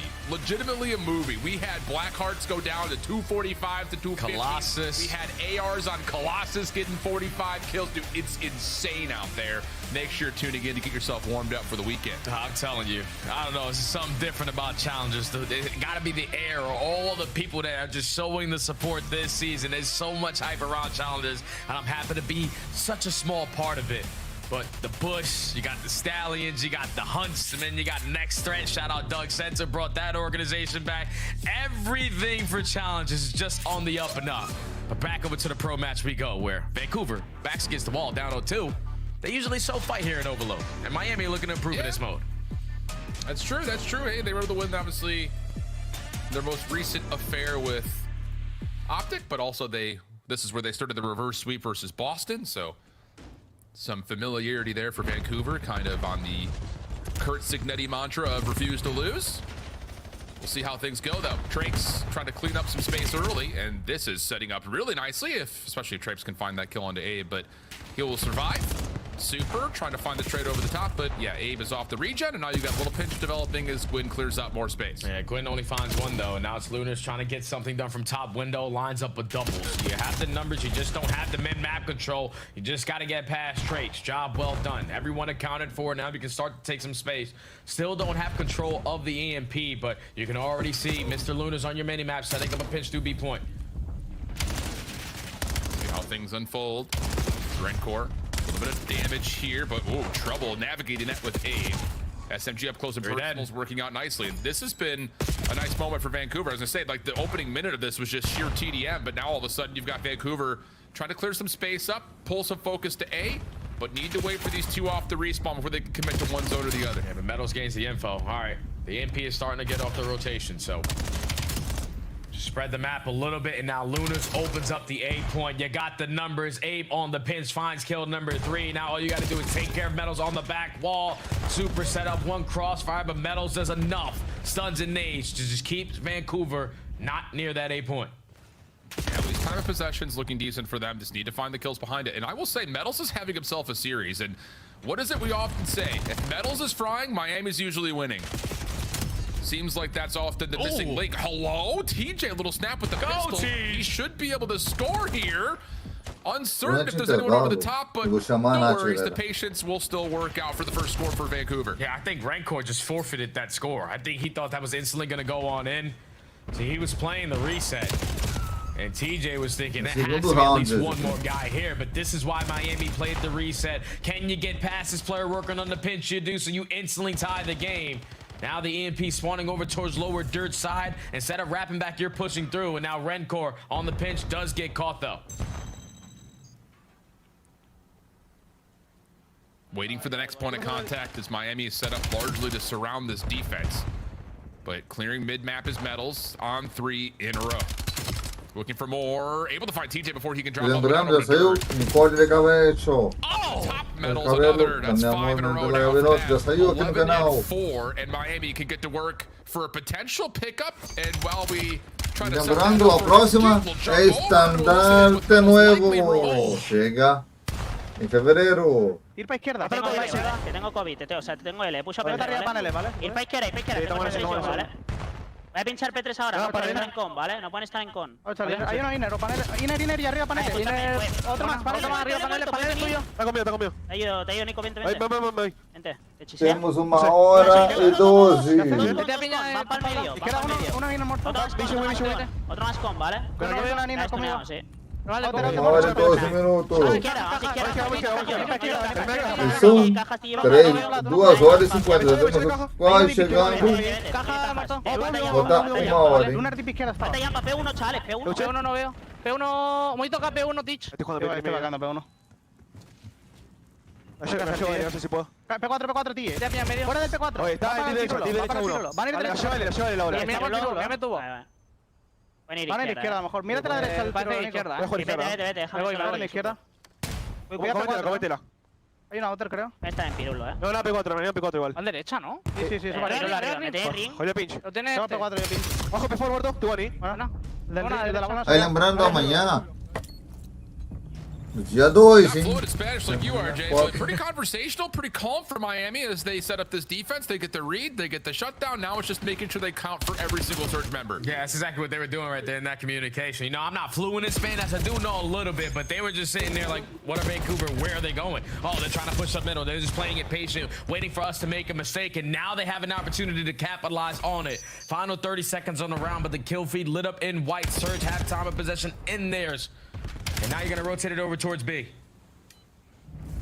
It's going to be Trakes, the sole defender for now. Gwyn able to find one with the pistol. Defense has to rotate. A moment where Rencor is considering the pinch, but thinks the other one of it as he moves his way over to get in way of this EMP. Abe, gonna just make sure Gwyn can get to the overtime and give Vancouver one last chance. That pick allows them an opportunity to frame something up towards B. Oh, but Nate over the top has Abe down, and now the extra 30 going to be hard pressed unless TJ can create something through P4. No, not the case. And there really is no entryway anywhere for Vancouver. Someone's going to have to put something together in a miracle way as Miami just continue to go back and forth and chase down the EMP. Yeah, it's just been, all right, I'm going to show face here. I'm going back the other way. You guys continue to camp your corners, and you guys continue to have goal line stops. It was a very quick score from Vancouver. I thought they were going to start to run away with the map. But it seems like both teams right now just hesitant on their plays. Like, they're both a little bit slow when they need to be a little quicker. We're losing the key gunfights to open up these lanes so you can have your EMP carrier run right behind you. And neither team right now is willing to make any mistakes. No one is scamming. This is just, I'm going to make sure I'm waiting for the perfect opportunity to get this point. Yeah, he's one shot there. Yeah, he sure is. Okay. Not a bad opener, though, for really either team. Again, it took a while. That first minute is really just a TDM, but worked out fine. But the quick counterattack for Miami has us looking at the second half eagerly to see if there's going to be any sort of an influence to gaining favor for one side or the other. Trakes trying to set something up with Metals. Initial trade is decent, but no chance to get any early pulls here for either team as they continue to try to feel each other out. Yeah, I'm just looking for the perfect moment, Al. All right, no one's going to OE. We're just going to protect the EMP. 3 different players on the side of Vancouver go over towards Ring.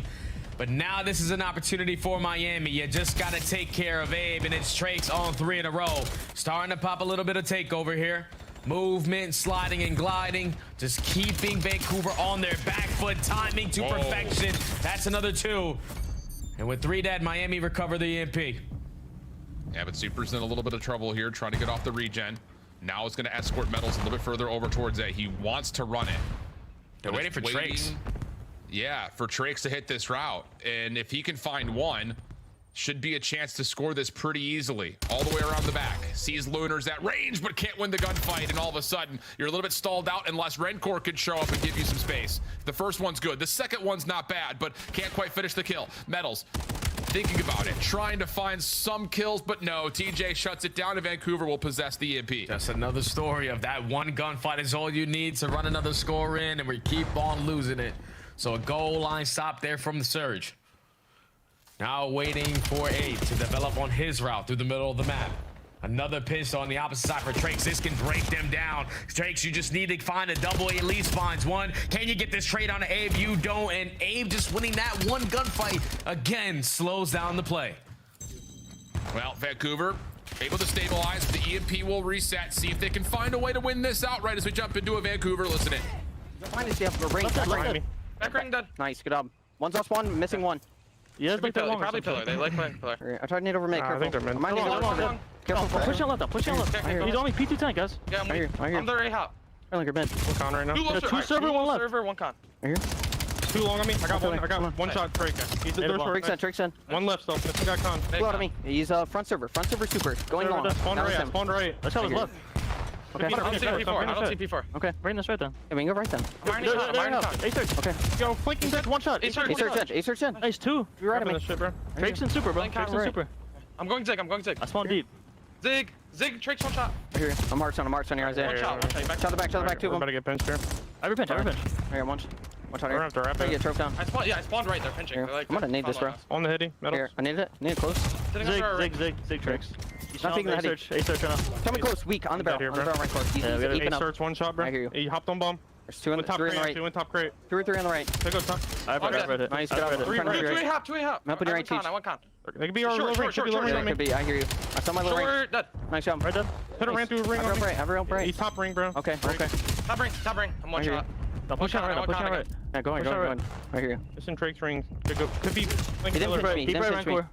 I don't know where he is. I can't really tell him. I'm like going left. I hear you on deep right too. One's going pillar right now. Okay. Didn't stop me con. This one's got ring still. He's trying to be people.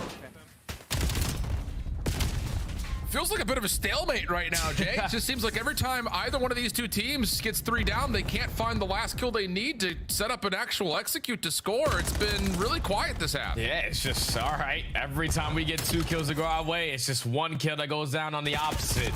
That makes it an instant slowdown. And just like that, 2 kills in favor of Vancouver. Metals off the respawn, lines up a double. Now Luna's just trying to finesse. Trying to slither his way with the EMP, but he falls. And now Miami have an opportunity to instantly get a score because there's only 1 person here to contest. Oh, but Where's TJ the lead finds blocker, the EMP man? carrier, dude. It's just, I wanted to be a little bit harsher. Like, stalemate was the polite way of saying it. It feels like a pillow fight right now. It's just like both teams are like, no, you, no, you, no, you. Like, it's just, we're not getting that last final effort to get these scores through. Metals, again, having a great map. Trakes could be said for the same. But we're not able to find that last kill that matters to get a score for really either team at the moment. Shut down of the device. 30 seconds to play before we get to potential overtime. And I don't know even what to expect if we get to that final 4v4 overtime. I don't know, man. It might just end with all 4 players alive. Who knows? In the final 20 seconds, Vancouver are going to give it one last push. And now it's off the back of Lunars. Working on this pinch. Loses the key gunfight.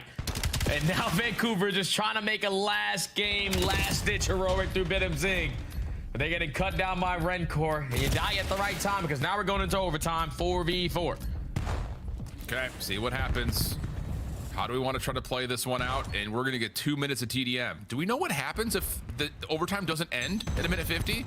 Like, I have a feeling that we might see that with how these two teams are playing with the device set up in the middle. Look at Miami. Look at how they're playing it out. All right, make sure our building is safe. EMP is secured. Neither team looking for a scam. Nate is going to connect onto TJ.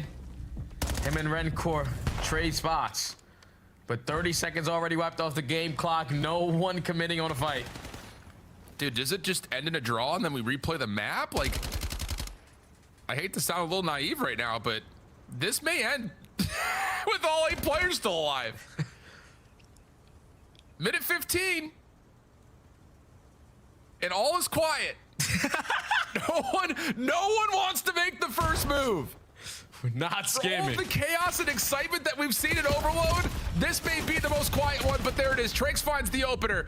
Quinn, TJ, convert, finding the trades back in Miami, make the first move and have Super left it into a 1v3. Able to connect onto 1 and reset. Plenty of time to move, but Lunars holds him back. Now, Super still has a lot of time to work with. And Vancouver are going to try to take mid away. Make sure they try to protect the EMP. Do not line up again for Super as he closes out the game. A 1v3 in the S&D, a 1v3 in the Overload. Mr. Ice in the veins. Miami get the 3-0. Give me a break, dude. Oh, Vancouver can't believe it. I can't believe it. This is next level. First of all, yeah, thank you for this replay. I wasn't sure if he was gonna make it all the way. Then this up and over, the follow-up. Oh my goodness. How clutch has Super been for Miami in this series? I just don't get it though, Al. Like, Vancouver in the numbers advantage, the only way you lose that is if Super retrieves the EMP and scores it on you. Somehow, some way, he catches us, not one of us, but both of us off guard and guns us both to shreds. Vancouver, I would say, is gonna need some time, but I don't know about that one. That's the unlosable, and they somehow lost it. I cannot believe it. I was so certain that we spoke that this was going to be an 8-man survive, overtime expires, and we get a draw. Like, at that, how it was building, it looked like that was going to be the case. but you're absolutely right. Vancouver's got a 3v1. All we got to do is run away and don't shell the guy. That's a win condition in its own right. But Super makes the play. I can already hear Patrick Ake's price on the flanks tonight. I can already hear him, dude. Oh my goodness, that's unexcusable. Dude. Miami wins 3-0. Vancouver, I don't even know what to say, but they've got one series left before we get to Dallas, and they have to play FaZe. Yeah. Vancouver, you did your thing. You put yourself at 2-3. You got a chance at winners bracket. So hopefully you continue to shine like the way you did in this series. Wow. Miami, I'm sorry. Anywho, if you're looking for more COD, it's not just challengers, it's also the College COD League. 2 days left for regular signups. That closes on the end of January 18th. If you find yourself in college, find 3 friends that also go to that college, sign yourself up. It is a fun time. $25,000 in total prize pool, by the way. A lot of money. Oh, yeah. Dude, Donnie Temp, Major Maniac are playing for Fisher this year. We'll take it. What? That's happening. Allie, what's up, girl? Al! I'm alive. Jay, if we lost a map like that, yeah, we'd be blowing it up. Unlosable, Don. Unlosable. That's unacceptable. That's literally unacceptable. That's no good. All right, we are not happy with Vancouver's performance tonight. Allie, you picked the winning team again, though. You're pretty good at this, so you had confidence in Miami. What gives you such confidence in a matchup against Vancouver? I think it's just kind of not only where Vancouver is right now, just picking up TJ, and obviously they had kind of that honeymoon match last week when we saw what he was capable of doing. But with Miami, they're a team that's always contending to try and be in that top 4 conversation. And I feel like when it comes to this organization, they've given me a lot to put that trust in them, right? So for me, it's more of just trusting the organization and trusting these players and kind of the system that they have going on over there. Yeah, I think a big difference today, and kind of what I was looking for Miami, was the conversions in Search and Destroy. I think they picked up 7 of them. Super finding a lot with the sniper, and converting those into round wins. Search was just so much better, and then more refined, especially in this overload. You know, we talked about how Vancouver last 2 series have won their overloads, and you know, you saw that in the game. Like a lot of time possession on the side of Vancouver, and it came down to the wire into an OT. When you needed to execute most, they just have the players who can have special moments, and Super had a special series this time. Can we highlight my guy Metals as well? I said he's the X factor when he's playing well. They 3-0. This was a perfect example. Let's take a look, though, at the big moment here in this game. I'm pretty sure if you have the ball, Wait, but nobody has the ball. Oh my God, they're gonna try to protect the EMP. Do not. Oh! He did it again! He did it again! Oh my God! He just stamped him. He just. That's the unlosable we were talking about. If you go to overtime, it basically becomes sudden death, search, and destroy. And we're sitting back there, and me and Joe are like, just don't chow. Everybody just sit back, just don't chow. And what happens? Miami are like, screw it, we're just gonna go fight. They start to lose the fight. We're looking at each other like, this is why you don't fight them. And then Super wins an impossible 1 versus 3. Realistically, he killed the guy right before that. So, yeah, I mean, that's terrible Call of Duty. We got to give a shout out to Vancouver's social media manager for all of their artwork, but this was a miss. Why are we in D tier? That's why. Yikes. Yeah, that's why. Proof is in the pudding. Because y'all have blunders like that, man. Like, we got to get into the camp, owners, everybody sit down and just ask them how. How? I know how. Do you? He got bodied by the clutch master. He goes by the name of Super. At 25 years old, he has taken over the Call of Duty scene in Spain and the globe. You look at his numbers here, Allie.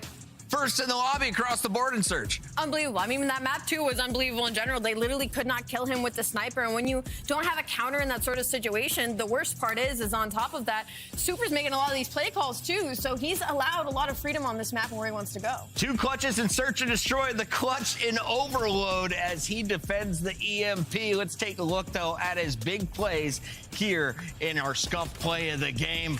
The man's popping off, Nameless. A 2.75 with 4 4 snipes. Yeah, I got to say, listen, sometimes the ball just bounces your way. Obviously, you have to execute, but there were some moments like that one. Gets the first shot onto TJ. I thought TJ had some good shots. He was catching pixels with the sniper, too. I mean, you're talking shoulders, barely their head poking out, and then that final overload, the ball was just bouncing his way nonstop today. Never been afraid to talk his smack and back it up. Yeah. Super is joining us live here in the Monster Energy Winner Circle. Super, my guy, how are we feeling today?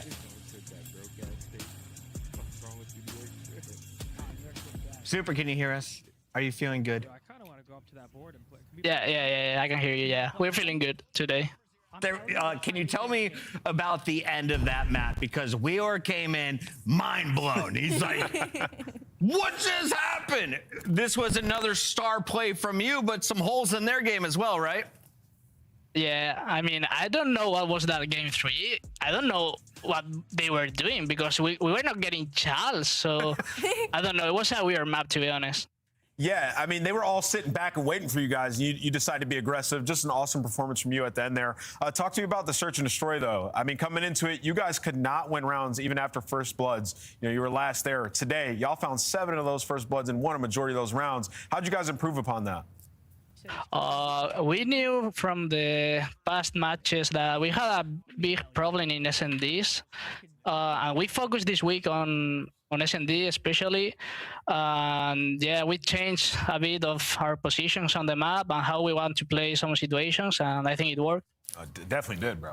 Yeah, for sure. Kind of bouncing off of that, you know, when it comes to search and destroy, it kind of felt like all of y'all's S&Ds have been really close, but it was almost like you were beating yourselves, like you were making small mistakes. So I want to know, when you guys kind of went back to the lab and we came back after this break, where you think Miami is right now in terms of comfortability in search and destroy, say out of like 10 being like nobody can beat us, 1 being like we don't really know what we're doing. I would say before this week, we were in a 4 out of 10, and now maybe an 8 out of 10. Nice. Double up. Love to hear that. Not mad at that. Super, we're 2 weeks away from having brisket with you down in Texas. We'll see you soon. Yeah, see you soon, guys. Thank you. That is Super. He had your first scuff play of the game. When we come back, though, we've got a big battle. Paris Gentlemates looking to challenge Optic at the top. But first, they have to get through another top 5 team. Can Riyadh pull off another upset? Stay tuned. It's the CDL. It is.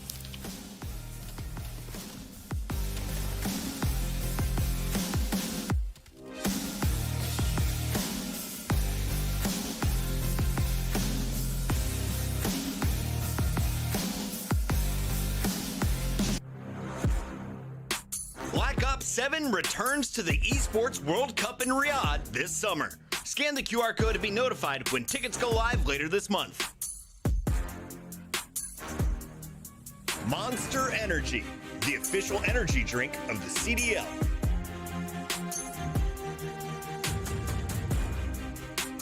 Look like the pros to play like the pros. The CDL team skins are available now. Scan the QR code or check out the in-game store now.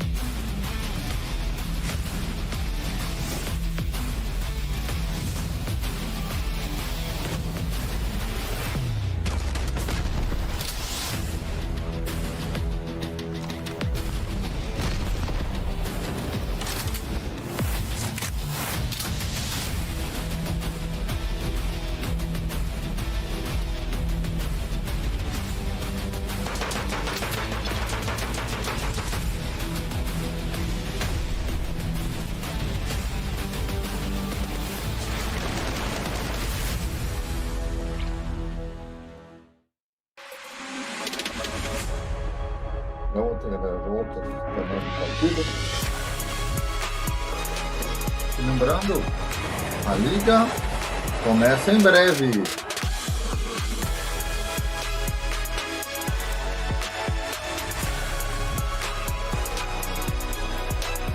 Os 8 melhores irão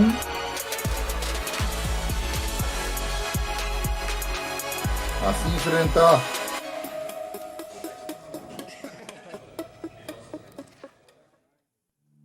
Nem eu sei como funciona esse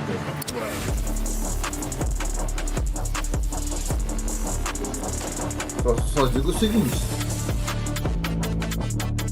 Miami deve estar nesses 8 melhores semana passada.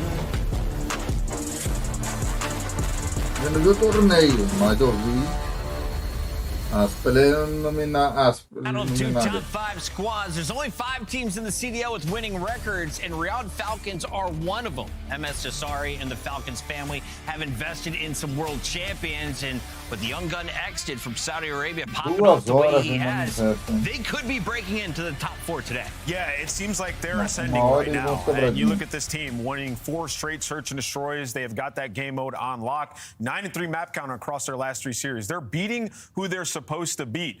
This is a match that a lot of people would say they're probably not supposed to win. So this is like the barometer. We're going to see where Riyadh Falcons truly stand. I have to agree with you.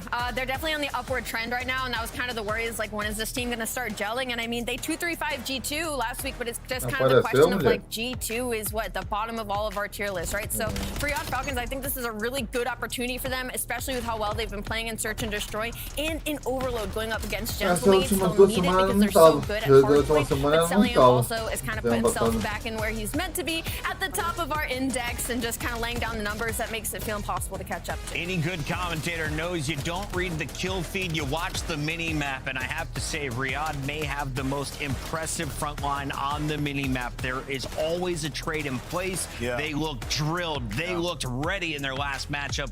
They outclassed Minnesota, and today, I think they have potential to give Paris Gentlemates more than a run. Gentlemates were nearly taken out by Cloud9 just a week ago. Yeah, you could make a strong argument that Gentlemates should have been 3-0'd in that matchup, right? So they've showed some kinks in their armor, and this is a Riyadh team. Ali, you talked about like the hard point. Well, both those hard points, they lost narrowly. 1 point, 16 points in the other one, right? This is a different beast, though. This Gentlemates team, the one thing that they have been dominant at has been the HP. And that's something that they're going to need to remain strong in order to contend at this major #1. Speaking of Gentlemates, I mean, plus 94 margin in hardpoint is absurd. Like, they're blowing people out. In terms of Overload, that's the one that we're going to be looking at. You see no map pool. They're 2-0 on Den, 0-2 on exposure. So when we get the maps mode spread here, we'll get a big indicator of what they're trying to work on. How hard has their strength of schedule been, though? Have Paris Gentlemates been tested the same way that we're saying FaZe and Riyadh have? Well, they 3-0'd LAT. That was a series Ghosty absolutely took over. Yeah. The other 2 wins, I mean, they played C9 Game 5, Vancouver in a 3-0, and they lost Game 5 to FaZe. So I think it's been decent strength.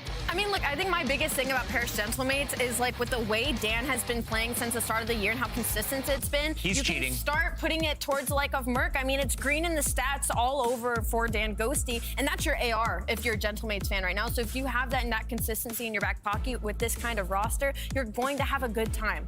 That brings us to Celium versus Dan Ghosty on exposure, and Blackheart will be seen if we get to a game #4. Who's the better flex in this scenario? Yeah, I mean, well, first I want to talk about the maps. The Blackheart, I am so excited to watch because, talking around coaching and stuff like that, that is a map Riyadh have been incredible at. And they were actually pretty bummed out a little bit when it got taken out before. So now that it's back in, it could be strong for them. We've seen their Colossus. Hopefully we go game 4. All right, it's time for your scuff pick'ems. Let's lock these bad boys in. Rosalie, will you do us the honors? You and the chat have been on top of your game. You're better than Nameless and I. Where are you going tonight? I'm going with the Gentlemates. I would have hesitated a little bit if they went on exposure overload once again, but I saw that Den, that map #3. I think they're going to be okay. Nameless, I'm going with Exnid to top frag in Blackheart game 4. They win this 3-1. Yeah, I mean, I'll go with Exnid to top frag in game 4, but I'll go with Gentlemates in the series. I think Gentlemates get it done here. They've just been a stronger team all around. But I think it'll be close, competitive. I don't know why. I keep going with the underdog. I believe in Celium today. Dan Ghosty, though, is a force to be reckoned with, and so is this casting duo. They go guy Maven, Merc, how we doing today? That was horrific. But no, we're doing well. We'll figure that one out. Yeah, we'll get there. But excited for this one in the sense of I don't know if I am as much of a believer in Falcons as maybe Ant is. I still need him to beat somebody good. They haven't beat a good team yet. On the other side, Paris have been tested a little bit more. They have a really good win under their belt. The FaZe series even, like, they smoked them above the hard points. You came out, that's one of those losses where you come out like, we need to work on search. It's early in the year.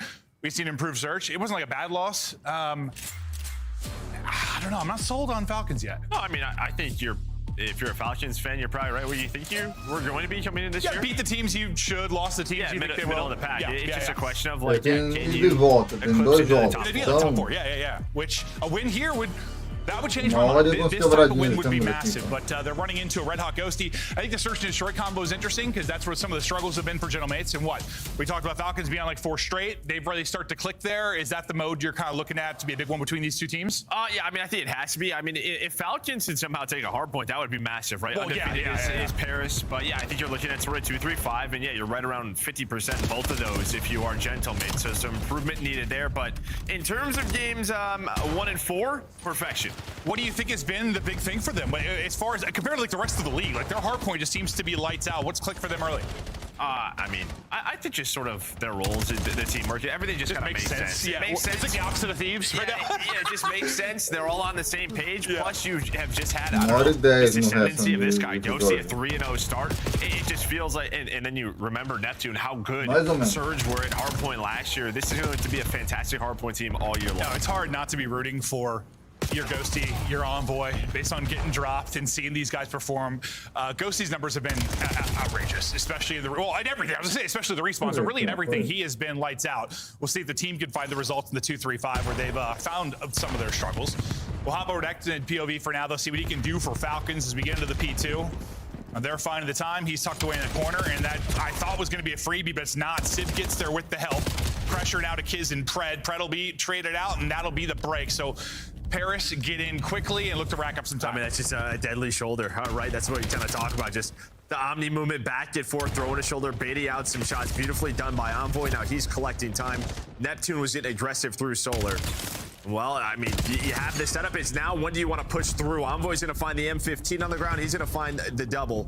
Now watch that number 3 Sib. Yeah, he's going to start to flip those spawns. This is what I'm talking about. Everybody on the same page. Find the last guy. That's going to be Exnid. The info's there, though. I thought you set Envoy up to continue that streak, but it's a nice double from Exnid. He's the only presence on that side of the map, but he's going to be split between them now. Due to Neptune, due to the rest of his teams being on the other side, does he realize one was spawning behind him? I kind of doubt it. He's gonna read it. He's gonna win the fight. Beautiful there from Exnid. Yeah, I think maybe with his teammates spawning opposite side, right? He knows he's just like, all right, I'm going to get pressure. They're gonna hunt me down. But, well, the spawns may not matter. Neptune's gonna find 2 immediate flood through the top window. Goes Gentle Mates, but instead of Exit, it's Kismet this time. All 4. This is what Falcons needed here at P3. Need a little lightning plug, and maybe they're getting it now. See how much of this time they're going to be able to get. Neptune trying to take a rouse. His teammates take control through the middle of the map. Watching backdoor and dealing with that back. Should be Celium and Pred dealing with it. Pred's going to get gunned.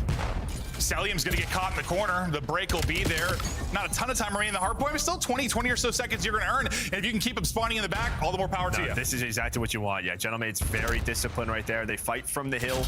They don't block this spawn. You want them spawning back right. They're going to have to trek across for this P4. And this P4 has been a muddy hill since the change here on exposure. And that's going to be all 4 dead. Envoy on 5 in a row. Already has the Hellstorm. And well, this is what we mean, on the same page, but that player does spawn up. Seldium gets an interesting one. It looks like Neptune knows it's possible, but he loses the gunfight, but it's a quick trade there from Sim. No, but it's just little stuff. Like we watched like the flank route, just the timing on the push in the front, like everything collapsing at the right time. It's like something we talked about with Surge a lot last year in Hardpoint. Their timing's being on, they're playing together.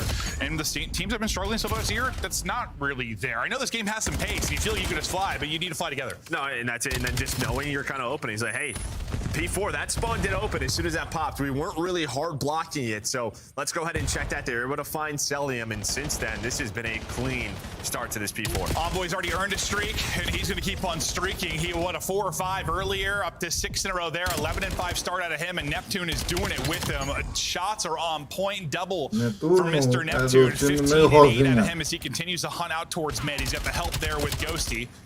Nice damage arranging. What? No hesitation. I'm going to fly. Best of luck. Not able to get back to full HP and able to apply the pressure.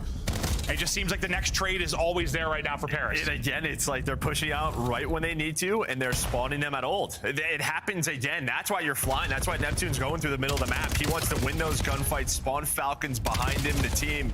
Again, just so much. Their teamwork is on point. It's just funny because, like, Call of Duty like Hardpoint. Of course, it's not that complicated. It can get really messy. It can get very messy, but it's a game of seconds and timings and playing together and making those split-second decisions. But they make it look kind of easy, right? When they're playing together, it's been beautiful. And well, that's why they're up massively right now, up over 100 points. That lead continues to build right back into the hard point behind the streak. Neptune continues to shoot straight as a laser, front, back, to the side, everything getting locked down by Neptune right now. Yeah, I would just say, like, yeah, Hardpoint can feel chaotic in the moment when, I don't know, someone's going off on the other team, someone's popping 2 or 3 pieces. That's just, none of that is happening right now. When you're just going from one hill to the next, where, all right, again, 3-4 dead right at the start, it makes it very They've made a very fast game look not even all that fast, right? Like, it has been a thing of beauty. And this is a blowout. Well, that's what I was worried about a little bit. Granted, 2-3-5 is maybe where it gets more interesting, but why I'm, I guess, a little flustered, we're not done yet, is I wanted the Falcons to at least show me they can compete with a team like this. Right now, I'm not seeing that at all. They're getting absolutely blown. This is disgusting. No, it really is. Especially with sort of like the week that you kind of had last week. 2 close hard points did Falcons have. I mean, you should argue Paris probably should have lost to Cloud9 with that map #1. Josie's got another Hellstorm, so you got multiple streaks to work with. But I think the last match for Paris was just a bit of a wake-up call. We're back to the league after the break. Get the adrenaline flowing a little bit, and that's exactly what it did. It wasn't like you could say. I mean, they barely won that map 1. Yes, the map 2 and 3 were close, but they blew them out 4 and 5. Yeah. Like, yes, it was a 5-game series. Yes, you could say they could have lost the map 1, maybe should have, but they ended up smoking them in 4 and 5. They should have. Should have been 3-0, but it doesn't matter. Should have, could have, would have. Should have, could have, would have. But like the only 2 maps that were blowouts were by them. Like, they ended up handling business late in that series. Streak for Neptune will come to an end. He is leading everybody by a significant margin. 23 from Neptune. We saw the talent display. It was exciting to have him back into the league last year and the difference maker he was for that Surge team. Now, what a weapon he is for Paris Gentleman's Ghosty. He gassed him up so much. He was surprised nobody else was really going after him, some of the top squads. Couldn't be happier to have him on the squad, and Mr. McLeod putting in damage, 26 and 13. I mean, we're about to be done on the 7th hill of the map. Yeah, no, this is a slaughter. This is the 7th hill of the map. Neptune 5 more in a row. His life continues. Can Falcons get in? Well, they also lost rotation. I don't think they're going to get in either. Sibs pushed this out. Sibs 8 and 16. He took this map off. I don't even blame him. He's like, good shit, boys. Yeah, we're frying. You guys are the best. We're the best. Wow. A slaughter in the map 1. That is honestly what I was a bit worried about in this matchup. Like, I know Ant has them in the top 5. I get it, I guess, with like what's going on with Thieves and everything, but like, we haven't seen an impressive win yet from this Falcons team. Maybe this is one of those scenarios. We've had a couple series this year. I'm thinking of like what, Miami and Toronto, one where I was like, oh God, this series is done after map 1. It gets very interesting. So we're not done yet, but like that is one of the better or bigger ass whoopings we've seen on the year. Yeah, no, it's probably the best one. In terms of just like pure discipline, hardpoint might be the best map of the year.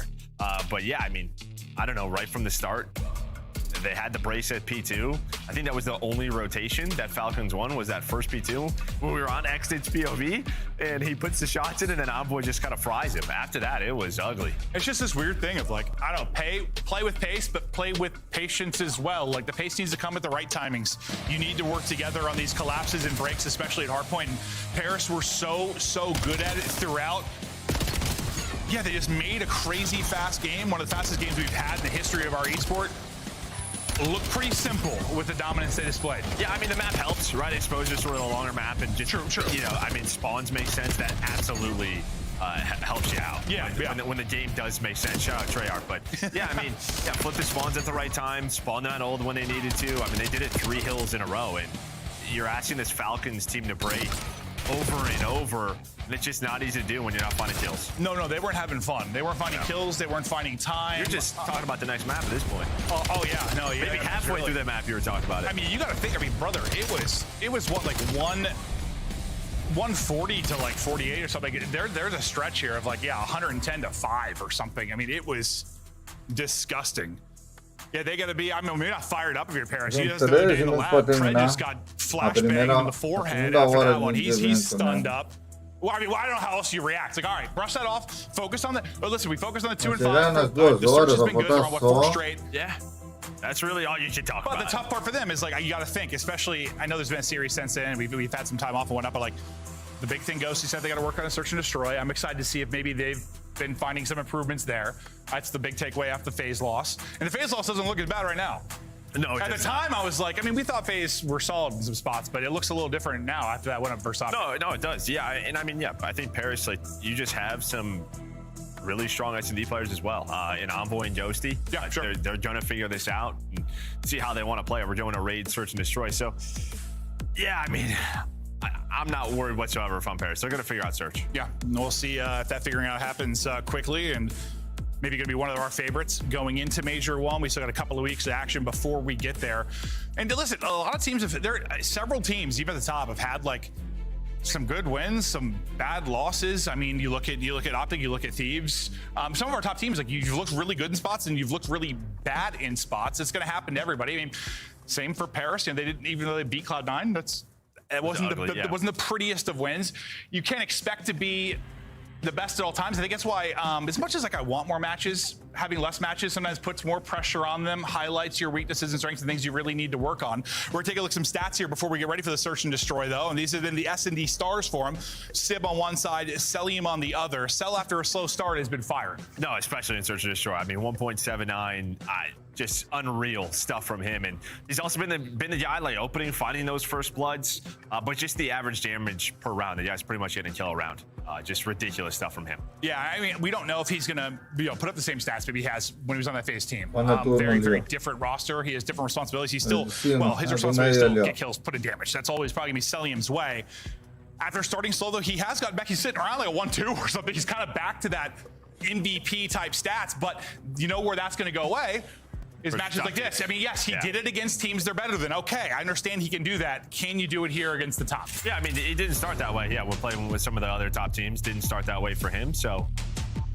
And well, it didn't start so far this match. In map number one. No, it did not. But as we said, I mean, search and destroy for him has been unbelievable. Just gonna have to bring it here in these matchups. Like, yeah, this is how this team is probably gonna beat some of these top teams, is through a 2-3-5. Yeah, man, hope he can steal a hard point from time to time. But yeah, it's going to be a lot of 2-3-5 with the hard point looking the way it did, at least in that map number 1. Selim, as you said, he's been dealing damage early in rounds. We'll see if he can find the opener here. Taking a route will be Neptune. Trying to spot him still is Cell. We're having this kind of one-on-one on the other side, but it looks like Neptune is going to sneak through, and he's just got, he is going to get caught. Cell, Spidey sense is tingling. He's going to pick it up and find the kill, and there's the first blood. And I thought Bomb was starting to go down, but they're going to hop off of that. Maybe just do the info that MC has. Or maybe Nade just thrown through the middle, so they don't want to get shot. So X is going to hop off of it. Now going to restart that. Everybody in a group on up now.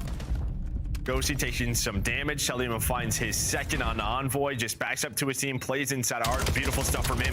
He should be on for an ace, but I think a stun or a nade, it connects. Pred's got his back. Cell 2, Pred 2, but Cell calls round early on.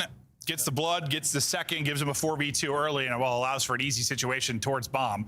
Exit very vocal during the break, but honestly, Cell was kind of, that island player on the offside did a great job, just making sure Neptune didn't sneak through, and then getting back to his team to help out. And it looked like they were looking for him. Paris was. They were looking top bedroom, but he never really showed or never spotted anyone. Right? Neptune was playing through water side, and yeah, just sort of a timing. All right, around this time, I have to turn around, check the full flank as they could get under me.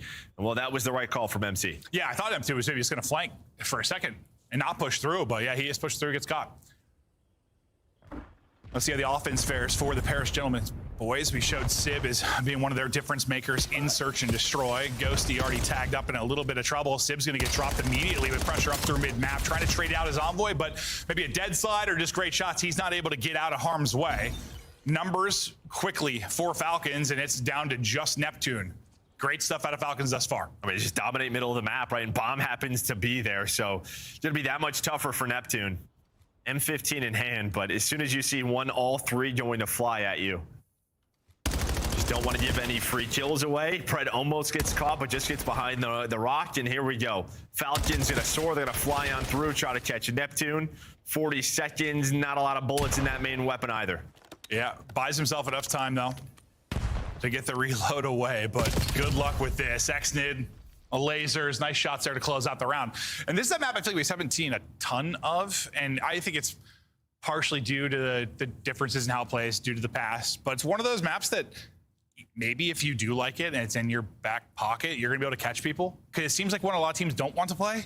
Yeah, no, I think sort of the middle Z thing is a big change, but I think that got updated recently, so we'll see if that changes anything for some squads. But yeah, I think in the past, it's a lot of sort of map control defensively, and on attack, it's just, I don't know, where do you want to plant the bomb, right? Where do you want to decide to go, try to throw some fakes, just keep the opponents on their toes. 2-0 to Falcons. Pred yet to die. Well, they nearly lose people early with the pre-nades out towards the back driveway. They've wrapped this completely out to the other side. Cell looking for an opener, and his guy is not missing right now. Envoy is going to get one at the same time, or right before. He'll technically be credited with the first blood, but Sib just making sure he doesn't give the angle to Cell here. He's going to, well, he does give it to Cell. He challenges to get one and gets traded out instantly. So Cell now up to 3 straight. 2 versus 2. Pred's POV here. I say you'd have a big one-on-one the opposite side of the map, but I think he just spotted Neptune. So he almost was getting caught. Pred was just trying to hit a long route or a late flank. Well, now they have so much info, so pretty soon Cell should have to turn around here. At least that's what he would think, but maybe just going to go for this bomb plant. So, I mean, they've pretty much cleared everything, I guess, outside of basketball. Yeah, just peeking it now. What is this timing like? Well, he's going to spot him. Spotsman stays up. Pred now inching forward. He's able to catch one. Damage into the second. Neptune will get the kill. 1 versus 1. Just under 20 to go. Cell not planting. Hunting for the kill. Nice little jump peek. Takes some damage, though. Great clutch there from Neptune to win the 1 versus 2. That's one I'm probably picking Cell all day in that type of gunfight. But Neptune, beautiful play there behind the rock. Yeah, I mean, just hits a little jump up, right? Able to change up the angle there. Has the M15. That's going to help him out. And well, yeah, I think maybe Celium jumping up there just takes his aim away just for half a second, or just the rock. The rock is the strength in that fight, but beautiful stuff out of Neptune. I mean, Cell, we know how good in one-on-one fights he is. He's like giving himself advantage in what feels like every scenario. They're just not able to find it. Neptune. And that's a massive win, just based on how this search was going to get around on the board. Stop kind of the flood that was coming in from Falcons. 1-2 looking a lot better than 0-3. Sib, his turn to laser. Cell taking out the early round. That's a big pick for Gentlemates. Just no early pressure from middle of the map through from the defensive team. So you're just going to take those gunfights. Had multiple members. 4-3. Challenge there. And now you have this A bomb site open. You have laundry control due to Envoy. So Falcons going to have to retake 3 versus 4. Planner will get out clean. Ghosty stun, trying to get away. He's got help to work with here. Pred's got the snipe out. We'll see if he can get set up to hit an angle here. Yeah, it's just none of the angles are really not ideal. Yeah, where they're playing from. They're playing double laundry and then close rock. I mean, the one player is really Neptune, but he's all the way back driveway. So it's not like you're playing around ring for the sniper to hit, but it may not matter. Pred's gonna hit one, but the big thing is the time. The Falcons, they have to go, and it does not matter. It just takes a little bit too long there. They don't find the kills. Yeah, in a lot of situations, having a snipe is great in search and destroy. There, not the best. Yeah, with the setup you have from Gentlemates, it's the fact that time is against you. I mean, they get a clean plant down. You're down a man already. Not ideal part to have snipe. Yeah, if you have like a ring set up there, or maybe you can sort of jump over top laundry or jump through middle of the map and check those angles, maybe there's a chance. But the way they're playing double laundry, it's like they knew he had that. Just don't give him anything. Yeah, it's exactly what happened. Back-to-back rounds now for Gentlemates. A lot of talk was Cell in the early rounds. All the first bloods you were finding if you were Falcons, but then what Envoy was able to get one. Sib, his turn in that round. Su finds the success in the opening of this round.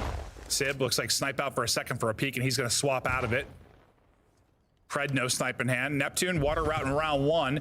Didn't turn into anything for him. Will it this time? Yes, it will. There's a blood for him. He's got a lot of company here. Can he get out of this with his life, or can he find a second kill? Well, he's going to keep going. He goes on through. He almost gets his second one. You had some shots in over the top from Envoy. But yeah, almost made a play out of that. At least gives his teammates the info. Look at Sib and Yoshi's position. They pretty much have them trapped in. Yeah, that's a tough gunfight for Exit. For Sib with a car heady. Beautiful shots from Sib. I think Exit, he was frustrated. He's like, yeah, I'm not winning that fight. No. He's even holding that angle. Like, that's going to be a tough one. I mean, plus you drop bombs, so 30 seconds. so split here, and one gotta take the gunfight again. And because Bomb's there, Sib's just gonna hold it. Yep, he's gonna hold it. And well, Sib is one of those guys that's probably not gonna lose that gunfight from that position. He's on 4 in a row now, 5 and 3. Beautiful stuff out of him. Honestly, feels like his first kind of pick. Things have turned around for this Gentlemates team since that point. Sib got going, and so did this roster from down 0-2, now up 3-2. Dan Ghosty smiling. Yeah, and last offense, they really focused on middle of the map here. So we'll see if Falcons try to challenge this. You obviously have the top Zig jump up. But it feels like you're gonna have to, I don't know, use that sniper to either watch it if you have it, or just sort of old school, just maybe 3-4 challenge it. I wonder what Neptune is going to do from his spot. It's like one of those positions. It's a great you get up and get a blood, but like, where do you go from there? It's like, do you tuck in a corner, wait for help, play it aggressively? It's tough because your teammates kind of have to leave you after you get the first one. There's no way really for them to get there. Yeah, and I mean, he doesn't know, obviously, it's like a 3-man setup there, but got info, got a kill, and while his teammates handled the rest. Damage through mid again from Sib. Well, and again, Paris just so fast to the middle, so you actually don't chow it. You at least go 1 for 1, though. So you pretty much give up kitchen control if you are Falcons, but that may be a problem. Sib wins another one-on-one. He's on 6 straight now. Working the plant, earning himself a streak. Cell gonna get caught now, all on Pred, 1 versus 2. Otherwise, this is 4 straight rounds for Paris, and the wheels have come off for Falcons. They can't stop this momentum unless Pred walks away with something clever here. One more bullet there. One more bullet. Sib just gets away. He has the smoke. Put some more shots in the Josie, but with time, it's just going to be so difficult to do now. And there we go. Sib's going to win another gunfight. And while this is what we talk about, I don't know, if you look at Raid, I mean, even since BO2, I mean, Cold War, once you stop, like, playing with confidence through the middle of the map and taking space as a team, just feels like you get picked apart, and that's what's happening in the Falcons. And, well, it was a little bit easier when they were getting the first blood early in rounds. That control came a lot quicker. Not finding anything now. Got to be frustrated. And this is where, you know, your great search teams, this is where the adjustments come. You've given up 4 straight. How do you adapt to what Paris is throwing at you? Kiz and Exid chatting through it. A huge round. And the problem is, though, you got that streak, though, on Sib, too. Like, well, I'm glad we spotlighted Sib and his search and destroy before this one. It's worked out. Sometimes that doesn't happen. Well, he's gonna call right away. You don't see anything poolside, and well, if they're ring, you should be able to get a kill. The problem is, it takes a little bit to call in. Sure does. But he's just gonna go. The one player is on Bob. That's Xnid. It's not gonna connect at first, but the big missile will hit one. Okay, so Pred is gone. Another blood over to Paris, and they're just gonna plant quickly off of that. And Selim is giving them a chance. Takes out Ghosty. That's one where you just probably don't want to drop if you're Ghosty. Just wait to take it post-plant.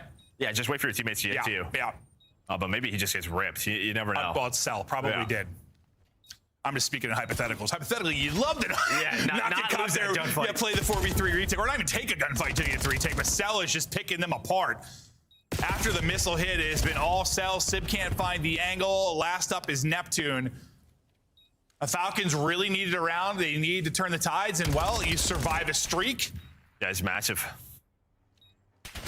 We spotlighted Sib and Cell, and while they've both been putting on a show, we didn't see it from Cell's POV, but I'm going to go ahead and guess he was lacing the competition. I think he pushes in to get another. Falcons, after losing 4 straight, on the board. I mean, you have the streak, you have all the info. I mean, maybe you just don't want Sib to have the snipe there in that kind of round, but early on, he was just watching mid-zig. But yeah, I mean, they know sort of Ghosty just can't die there. No, and honestly, because Sib has the snipe, it makes Ghosty's death even worse or more painful for the team. Honestly, I'm sure Dan knows it. Like, it's just one I can't die. But it is also COD, and yeah, he might just throw a shoulder and just got absolutely beamed. Or it's one of those where we're on 4 straight rounds and he's taking gunfights. I don't know. I'd have to see how that one went down. But fact is, Cell ends up picking him apart. And now no more streak. Sib, though, he's still up there. 9 and 4 out of him. Little peek over top mid with the snipe. Hit with a nade. No follow-up, though, so he is still up and hoping maybe Xnid's going to peek. Kisman gets aggressive, I was going to say. So Kisman, I think he takes the same water route that Neptune normally does. Yeah. And Neptune's not watching it. So you get a first blood. Now, Kisman's worried there's more people here, but there's not. You know, very spread round here from Paris. Still not a ton of mid control that was early from Falcons. But you allowed Kismet to make a play. Now you're just going to give this up. We have the numbers. Let's just play with that. Play the retake. No, great job. Because like the only way they get caught there is, yeah, they were trying to combo some nades to look like in the laundry, but Pride able to back out of that and stay up. Sib hits a snipe. That would have been a real great. He's a psycho.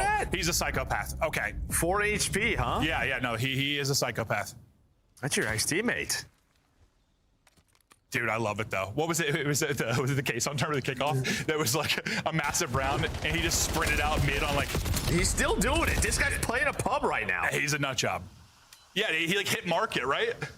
Yeah. On Scar, just with a sniper. We're like, all right, just slid out. Kismet checks it, doesn't realize he's there. He might be able to get the kill after the plant though. Ghosty able to snap back and get it. What an insane sequence of timings there. 2 versus 2 now. 35 in the post plant. Here we go. Pred starting to work inside a ring. I mean, they have the info. They know their laundry side. But it's about winning the gunfights now. Great shots again from Ghosty, but Envoy's the one who's going to get picked. 1 versus 2, 20 seconds to go. He's going to find the first, but the number's strong for Falcons. Nice plays there out of Kismet and Pred. I don't know what that Sib round was. I love him. Well, that's an ace for Kiz, right? Yeah? I love him. Is it? He got the early blood? Well, 4-0. They won 2 rounds. No, that's right. That's right. Yeah. Some big moments from Kiz, though. No, that's the one I'm confused. When I see 4 straight up there, my head sometimes like ace.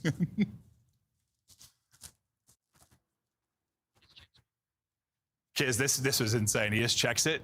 Just no angle to spot it. Yeah, and then it gets planted right afterwards. Like, oh, lit. And Dan hits the backslide and has the M15. And he's just like, okay, I have 22 HP. Oh, Kismet nearly got evaporated. Yeah. That would have been a real frustrating death. But instead, it's a round win. And now we're back tied up 4-4. Falcons' success has been off the back of their Surge and Destroy. And they're bringing it back now. They were the team that need to make adjustments. Now, well, really Paris, they need to do that. Because it is mid-map pressure and space for Falcons. Pretty passive out of Paris for now. And well, Celium doesn't see any poolside, so he says, hey, kids, come plant this bomb. So B bomb side is open. Gonna trust this guy, trust the info, nothing inside a pool. So another 4 versus 4. The one player on an island is Exton. This is a tough scenario because you can get double chowed, but you can also just get left on an island, right? Your teammates could be in a 3 versus 4, and that's what's going to happen. Yeah, so Exton, he needs his teammates to find enough kills, and well, they're going to do just that. Now he can get involved. He's not even going to be needed, I don't think. Or will he? He's finally getting involved in the action. Sib, though, last up. The team ices it up for him near the site. Yeah, they tried to cut it up through mid. Take him out of the play. Unfortunately, didn't find any success there. 3 straight now. 4 Falcons. It felt like the map was getting away from them, but now they're on match point. And I mean, that round, they finally take some mid control, but Higio. The rounds previous, they've just been giving it up, allowing Sib to snipe from there, just playing around the retakes, playing around the objectives, using their teamwork. So it's nice stuff from them, but let's see what Paris goes back to on their attack. Paris trying to push us to a round 11. Falcon just trying to bounce back after getting just annihilated in that map 1. But hey, you win this, you're tied up 1-1, doesn't really matter. Yeah, well, how you get your map wins. Let's say, there we go. So Paris just goes right down the middle again. But look at this switch up. You're gonna get 3 through the flank quickly from Falcons. Just who picks up on this? You're gonna have what? Ghosty inside a Zig. Doesn't look like he gets spotted though, or spots them. They're gonna have no idea. Sib is Nos dead to rights. falta Sib has 50 no idea. minutos. Ghosty's gonna lose his fight. What a change of pace from the Falcons. They'll cut them apart. All on Envoy and Neptune, now to clutch up. Neptune gets spotted. 50 minutos He aqui walks away leva with a o wondrous double there. He caneco. needed one more bullet. It was 4 HP. But now Envoy, 20 seconds to go. Likely gonna need to get a kill or 2. There's the first. Pops for the second. Double chowed and drop. Falcons bring it back. They give up 4 straight, then they win 4 straight.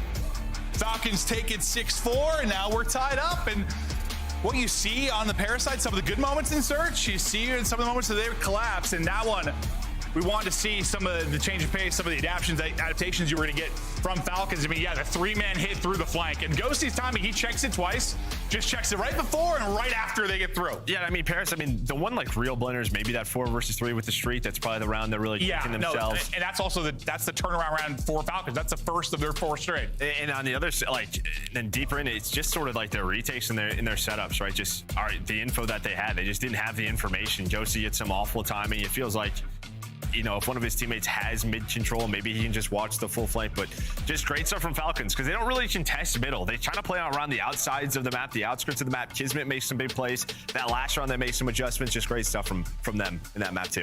They get the dub. I mean, the question is really going to be, can they get a dub in the respawns, though, based on how that map 1 went. But impressive search and destroy display.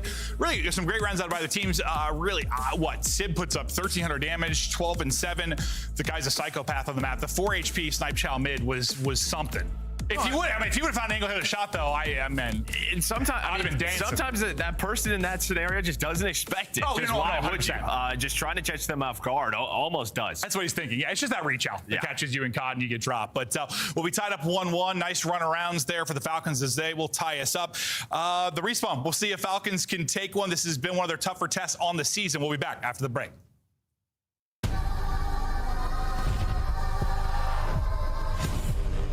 Lembrando, estamos na reta final. Pouco menos de 50 minutos. Lembrando, amanhã temos mais.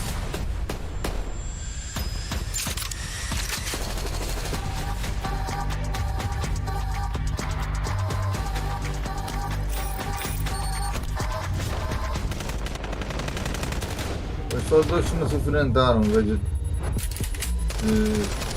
dois. Em vez de 4 se enfrentarem, se enfrentaram 2. Me atrapalhei todo, hein?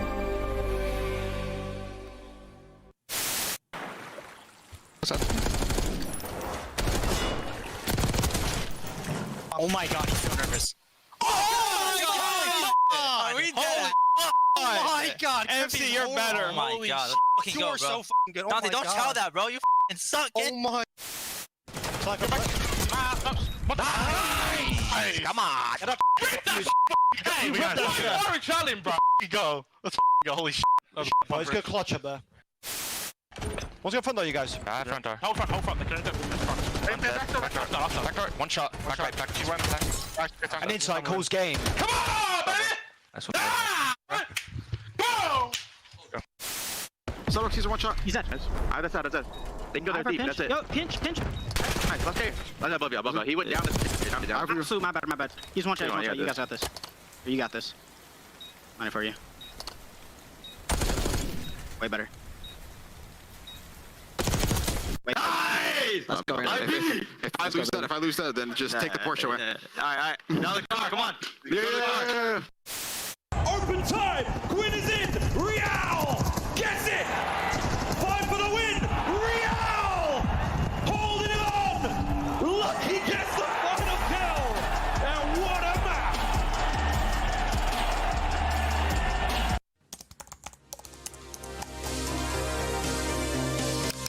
Meu Deus.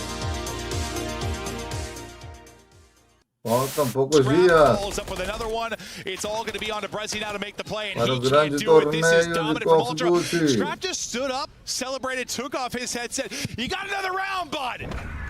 He's locked. He said, my bad.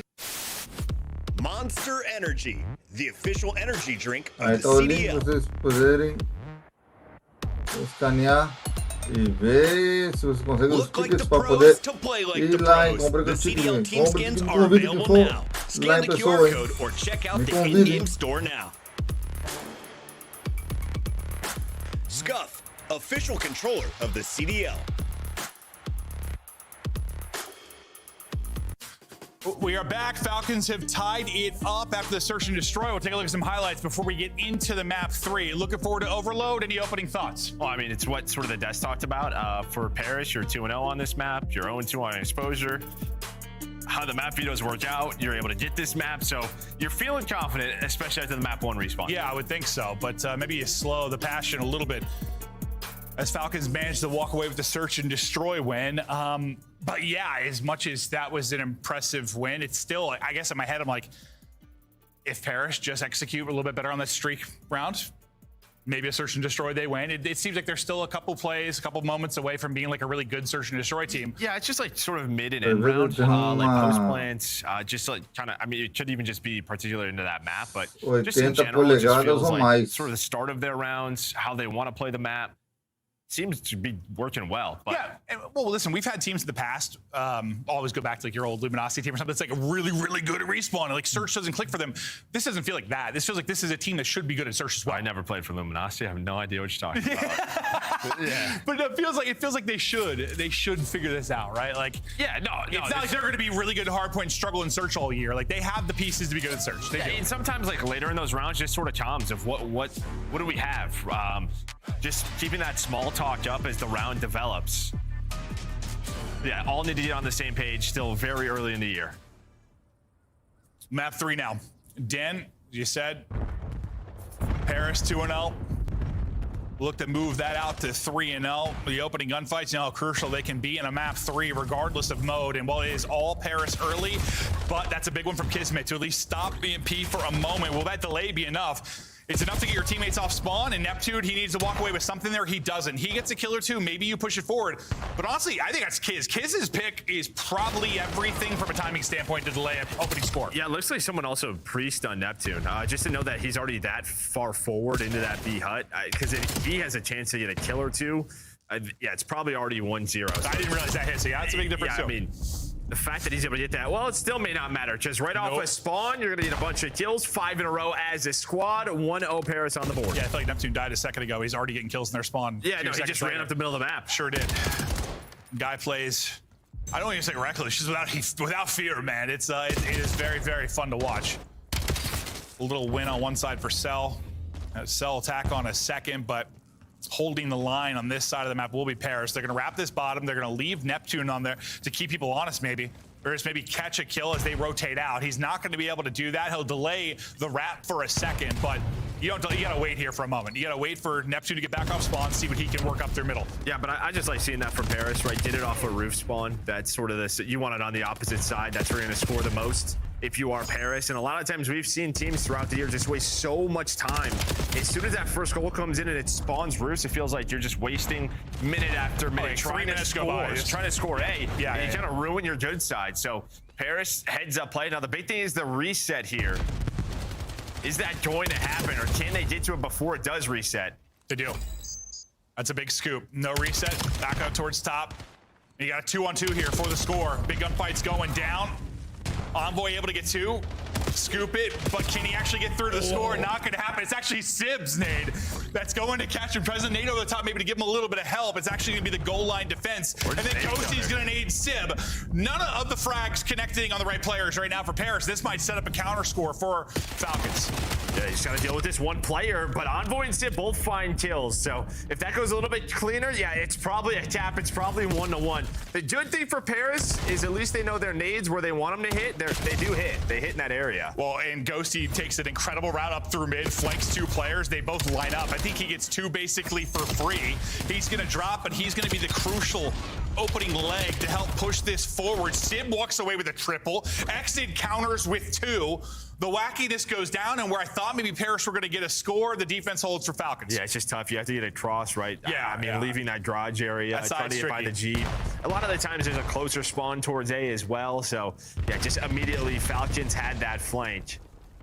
So dealing with this first pressure from Paris, so far so good for them. And now trying to take a roof side. Pred's working up the gut, and here's a scoring chance here for Falcons. Pred, you need to get that kill. Sib being so annoying, though. Nice little snapback from Pred. Sib still weak on the reach out. And Pred, from frustration to a double. Beautiful out of him, and there's the score. One moment. Now is where it's tricky. We're going to bounce all the way to the bottom side. You already have a setup for Paris. They're in position to turn this into a quick counter cap. But everyone's going to group up there defensively, try to lock it down. Last person is going to be your EMP carrier. Ghosty gets 1, but can't do much else. So good job on one side, then good job grouping up on the other. No, that's really it. I mean, just, yeah, we see those counters happen all the time. Quite often. But just heads up play, make sure you have that cross. Stuns and nades are connecting. Well, it's like you invest so much to score from this side on B. Like, it can be so... You like put everything behind that score. When you're going to score B, they're spawning A side, right? Yeah, so they have that quick spawn. It's right where that EMP is, and they just go. But you had enough bodies in the area to deal with that, and well, now they have EMP control. Now it's just a question of where do you want to go, and it seems like they're pressuring both sides. Paris, though, starting to rotate over towards A. And what Falcons couldn't find in the map 1 at all, I mean, granted, very different modes. Any freedom, any openings, like they were just kind of manhandled, and the entire pace of the game was dictated by Paris. Here, they found their openings, and that's been crucial for players like Pred. I mean, he's 12-7 on 5 in a row. To me, that says you've had some semblance of control at times, because that's giving him freedom. And they've played great defense, because I mean, that's where their first score really stemmed from, was a defensive play over towards A. 20 seconds. Still pressure on to Paris, and well, Exton's the last guy here. He knows the last player's mid-cut, so he's gonna go for this. Problem is, he gets in. Somehow, the little hop, a slide in from Exton, and they are up 5-1. I thought he died before he got through, but he gets in. That was insane. Heads up play from Exnid. I thought there's no way. No, me either. Like, you had 2 players look like they were in a position to stop that. Normally, you turn that corner and just get smoked. He's clothesline. I thought he did. I thought he did get smoked. But he got through for the score.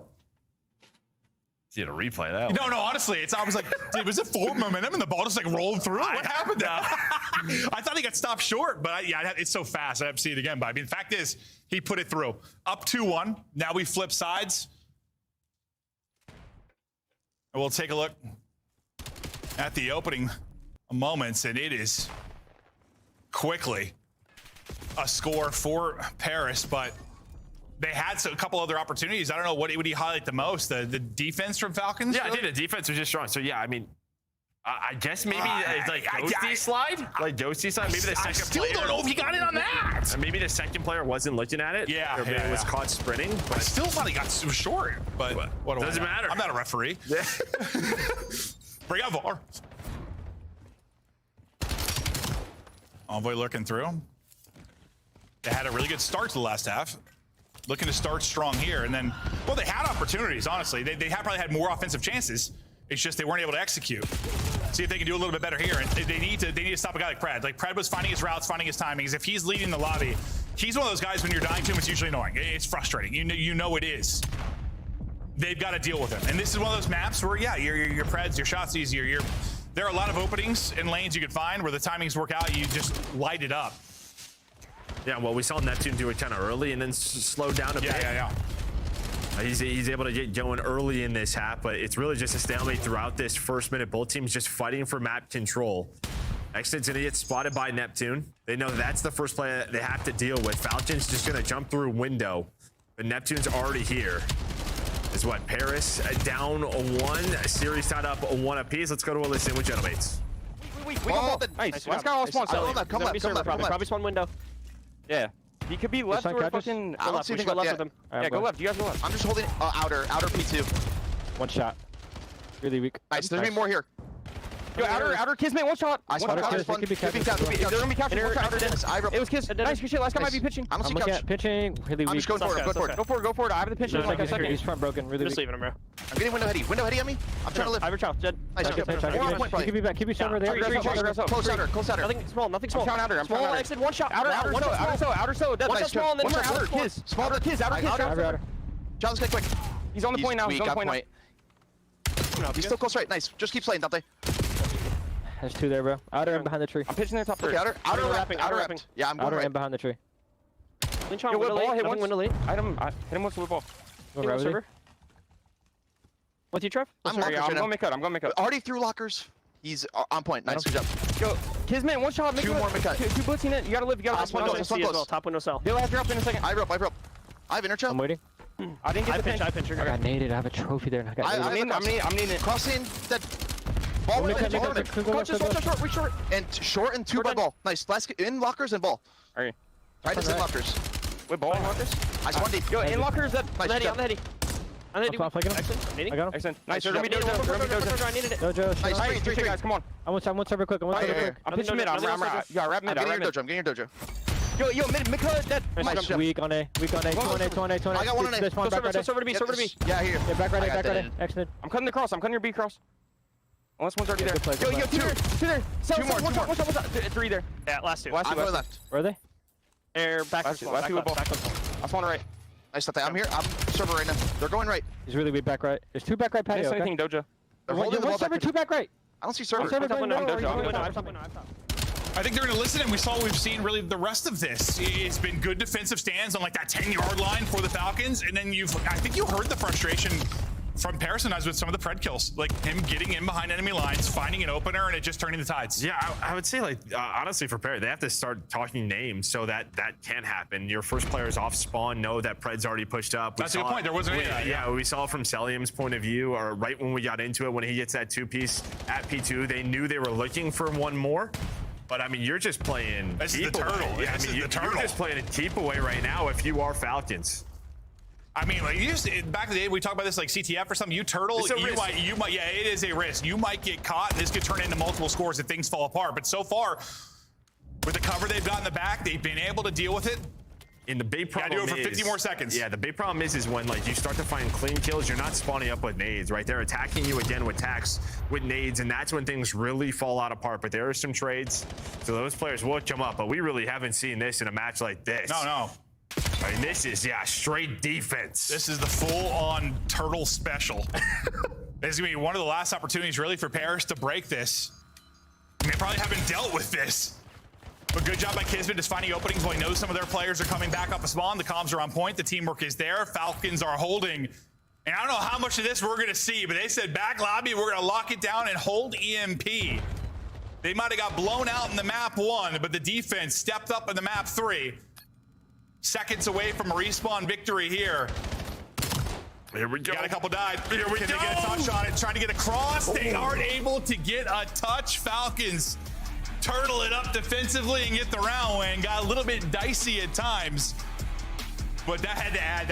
Honestly, that's even more annoying gameplay to honestly probably frustrate Paris there. A little game of keep away. I mean, straight cheats, and it works. Yeah, but I mean, there is a massive, it's a massive risk because it's in your base and you probably score right away. And then depending on where the ball spawns, that might be sort of like giving up 2 goals in a row. Yeah, I mean, you just have to make sure it's traded. Like, it's not like a clean 3-4 dead. They never had that. They because you have advantage for close, obviously. But you have to trek across the entire map if you are Paris. They avoided getting just swept out of there. Some cheese. Yeah, it was almost 2 minutes. They held it in the back. We have not seen that yet, but it leads to a win for Riyadh. They're what? They were... well, it's kind of what I said. I mean, maybe... Well, we had a series like this before, kind of with Toronto and Heretics, where after map 1, I'm like, wow, they're going to get blown out, and then the series looks a lot different after a couple of maps. And, you know, we kind of talked about, like, in map 2, maybe just some of Paris's, I don't know, like, late round issues. I think, like, maybe with that listening, you're starting to hit, there's not a lot of voices. I heard a lot of Envoy at times, and outside of that, like, Sib and Ghosty are, which is a bit surprising. Usually Ghosty is saying everything. Yapper. Yeah. Talks about everything. Didn't hear him much. And I don't know if that's one of those things where it's like, a little bit easier to do in Hardpoint than maybe it is in Overload, especially. Yeah, I think you're calling names things might be massive. You've always talked about that. We're not doing that right now. How huge that is. I mean, what year is this? And we're still not calling. Every team should be doing this. It just lets your teammates know who we're looking for first off spawn. And there were 2 moments in that second half, right when we went to the listen, and then, that Pred play. But yeah, you just have to be ready for that. And they were not. No, there were so many times where Pred just found an opening through mid or through like the flank side route. And he'd only get 1, sometimes 2, but even that 1 just turned heads and led to success for the rest of his team. I mean, I think, yeah, if you told me like Pred would have the most kills in a map like mode like Overload, I probably think they win. Honestly, like I probably do. Just due to how he plays. Because where he's finding his kills is gonna be so annoying. You see these guys just sort of laughing. We locked that down for 2 minutes. I mean, you got to make sure you have trophies down. In a way, I would imagine they would have to practice that. Like, what are you picking up? Like, where do we want to play this from? Because yeah, if there's a slip up there, game can get away from them. Yeah, I guess the good thing is you had a lot of cover. Like you had a lot of finesse ability, especially if you had trophies, kind of avoid nades and stuff. But yeah, it wasn't the most entertaining thing, at least at the end there. You kind of hope for some more wackiness and maybe some opportunities before the game to get tied. But they play a little bit of keep away, and the fact that I'm a fan of. I mean, do what it takes to win. Yeah, no, it takes to win. They're still they get to a game 5, depending on this Black hard point. Like you're probably happy if you're Falcons, right? That's what you want. You want to get those game 5s with how their search has been. Yeah, and you know, as Ant said, like they were one of those teams. Phase included that, like teams that Blackheart was out at first. They were pretty frustrated. That's one that they thought they're going to find success. That's one. You talk about Falcons. They like. We're going to see what we get out of them on this. But we're looking at some of the stats from map 1. Listen, it was not good. It was a 250 to 50 type game. Paris had their way. Well, we talked about this, right? Just sort of, we've had these map 1 blowouts, and then we've had some crazy series. It's the Heretics Toronto one comes to mind. You and I can't start laughing after the map 1. The next thing I know, which might be the case here as well. Or it's just, I mean, it's showing, I don't know, like everyone has some weaknesses. Like there's not, I mean, we thought, you know, coming into the year and with some of the early stuff that Optic probably didn't really seem to have any. They were the most like well-rounded. Then early on, what it felt like all the top teams had some weaknesses. It was like FaZe and Hardpoint, or now Paris and Search and Destroy. Thieves, I don't know if they know where they are on the map, so that's a whole different conversation. But there's openings, I think, for some of your middle of the pack teams to come in and find upsets on the top teams. There just is right now, 100%. Yeah, we've already had those chances, or they have had those chances, and here's another one here. Another one here, absolutely. I think you see Ghosty just twirling his hair, maybe a little frustrated. I think anyone, you come in and win a map 1 like you did, and you're, you know, in control, what, up 4-2 in a surge, pulling in a streak, and then that one slips away, probably frustration mounts, and then I think dealing with Pred and then keep away at the end of that, I think that is frustrations mounting. And listen, I don't want to compare this to like regular sports in some way, but like one thing that underdogs sometimes try to do is like be annoying. Whether you play the possession game, you slow it down, you run the ball a lot, or if it's soccer, you play possession, or with basketball, you know, you use the full shot clock to try and be annoying. You find ways to like, get on the other team's skin. And I mean, who has like sort of been known for that throughout his career was Clay, right, on some of the rosters where he caused massive upsets. He looked at anything and everything to try to get that win, and yeah, you look at that 100% having a big influence. All right, up 2-1. We'll see if Falcons can fare better here on the map for Hardpoint. Laugh off that first one. Now you're in control of the series. Up 2-1. Into the fray we go, and it's a nade hitting for Xnid. Sib will get 2, but the rest of the team ripped off the board. So it'll be early time to Falcons. And you got to think, yeah, this is one where just to the Falcons roster, the way they want to play, it should suit their style. Well, it's just as basic as it gets, right? So, like, you don't have to go on these long rotations. Where do you want to play from? Everybody should really know. This is like Call of Duty 101 when it comes to Blackheart. It certainly is. Paris put on the back foot early. They'll try to fight back in. Xnid still finding kills with opening nades. He's on a tear here early, but watching Kismet for now to see what damage he can get through. Finding all the kills again and spawning out is Paris, looking for an opening angle. Yeah, it's Pred that's trying to get him behind enemy lines again and just be a thorn in the... he's good. We're good. We've recovered. He was looking for the next one. He stopped commentating. His teammates got some kills, so I mean, similar to map 1, they found the kills when they needed to, but there is immediate pressure on the top side of the map. Sib's gonna pinch this. He's gonna win a boxing battle with Celium. So here's the first break attempt for Paris. Well, they're doing a pretty darn good job. From the hard point, Sib will get the kill on the cross. They've only really got this lockdown from one side, so the pressure is gonna be here quickly from Falcons. You can see number 4, I think in Ghosty, just worried about that Pred play, worried about that pinch opportunity and shutting it down. His teammate's gonna win on one side. Ghosty, will he pick it up? Well, what do you know? It's Pred who's going to find it. 1-on-1. Down to a 1 versus 1, and Pred's going to take it, continuing to make the plays right now for Falcons. Yeah, well, even if they don't get these kills, you want to get out of here. You see, though, well, it's similar to map 1. It's Paris making a heads-up play. They're already across the map. So you had a chance there for Falcons if they find kills and rotate to trap them on the left side of the map. But Paris with a heads-up play. So you lose the final 20 behind Pred and Kismet, but you're already set up at P3 if you're Paris. You got to think this Paris team, one that can lock down a few hard points in a row at some point. We'll see if maybe this will be their little bit of swing. Lovely shots there. Clean Chris to the head for Neptune. All the early time there's Team Nade going to be unfortunate. They had a couple of those in the last map, trying to avoid more here. But Neptune, the difference maker, gets 3, buys them time for the route from Sib, and you get a moment to breathe. Yeah, well, first 30 seconds here have been clean outside of, that Team Nade.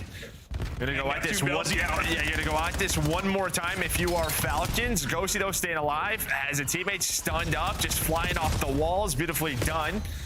See where those spawns come in. Kismet's going to play safe to just try to block the other side of the map. And now here you go. This is what you want to do if you are Falcons. Pin them in the back and also get time. Sure. It looks like, well, Paris will come off and get some kills at a big clutch moment. To get the final 10, they'll be able to push out. Exit's tucked in the corner. He walks away with nothing. He's got to get a kill or two from that spot. You're playing for the lurk. You're playing to catch him when you get shut down. Now all the pressure to Kismet. The rest of your team trying to trail across, and this leads to an early setup for Paris. Yeah, I was saying that's what you wanted, but on Blackheart, 10 to 12 seconds left still is a very long time for plays. For plays to develop. So Paris, they just right off a spawn, able to hunt down a couple of players. So they're in the hill. But Kismet played safe, waited for his teammates, but it's just been Neptune and whatever he wants to do. How many times is he gonna do this? Plus his teammates have spawn. He's going for the players off of it, getting the cuts, doing it all.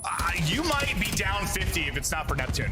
Might be. Like honestly, he has had a couple of triples in moments where everybody drops. And even if he doesn't get every single kill, like he's buying so much time for the squad to get back, then I think he fell off the map. But that's all right. Listen, you've done enough work. Take a break, brother. He's got them up 30. There's still 7 seconds here, so Celium should spawn out. See both teams really just on both sides of the map flying across for this P5.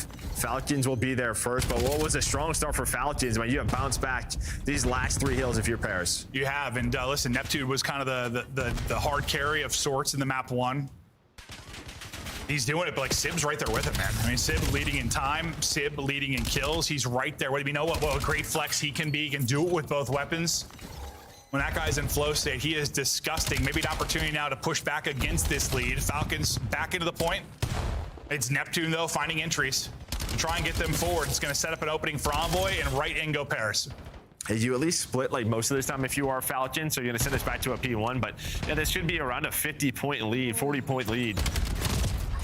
Depending if they get the rest of this time, it's looking like they're doing it, but Falcon's going to send this, well, because they want P2 side. So that's really the play. They want to try to flip this map before that P1 comes into play. 7 seconds left, and we got a 20-point game as we go to the next set. Next set coming up. Any, I don't know, any massive takeaways from the first? I know they played it pretty even, but I mean, Falcons are right there. You can kind of see what they want to do, and their plays are developing. It's just sort of they're a few seconds too early. They're allowing sort of Gentlemaids to kind of do what they did in that map 1, spawning them at old and rotating. So it's just tough to, I don't know, not get caught on a map like this. But they're close. I mean, listen, Ghosty he's been putting up numbers I don't think you could just do all year. They've been insane. They have. He's had like a 1-4 or something. It's unbelievable. This has been like probably his most human series so far. Is it something about this particular matchup, the maps? Is it like the AR do on the other side? I mean, I don't know. Map 1, he had like a 2. So I just think it's, yeah, hard point. It feels like he's fine. But I wouldn't worry about that. But I just think it's been you're right. What he's been doing. Falcons have done it to make me forget about the map 1. Yeah, no, it's sort of what Falcons have been doing in maps 2 and 3. Guy has like 1 map, he's not positive. I'm like, what's going on? Yeah. but that speaks really to his numbers this year. It's been insane. As we talk about him, he starts to find a little bit of a streak. Looking for the wall bang, trying to connect, not able to do it, but on 3 straight, swapping out to the sub and hand. We'll see what damage he can do. Teammate on one side, him on the other. Ghosty finally gonna get in. Once again, Paris enjoying some time, and it's like, yes, Falcons have been right there, but hard point by hard point, second by second, it's just the lead increases by 10. The lead increases by 10. Paris starting to pull away a little bit, and this is one of those big moments where Falcons need to fight back. Let's go to listen in with Falcons.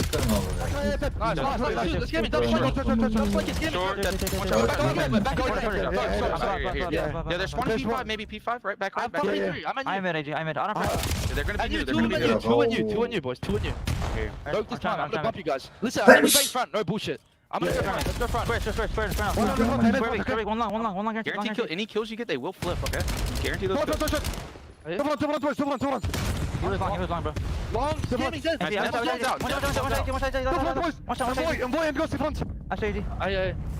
There's 2 square. Go listen, there's 3 walks in the back. Go front. He's dubs, flanking dubs. Scare me. 1 more dubs, maybe. Back left. I'm in here. Nothing. One more. Wait. Watch out. Nice, let's go. Short. Nice, one back. I have back left. Here.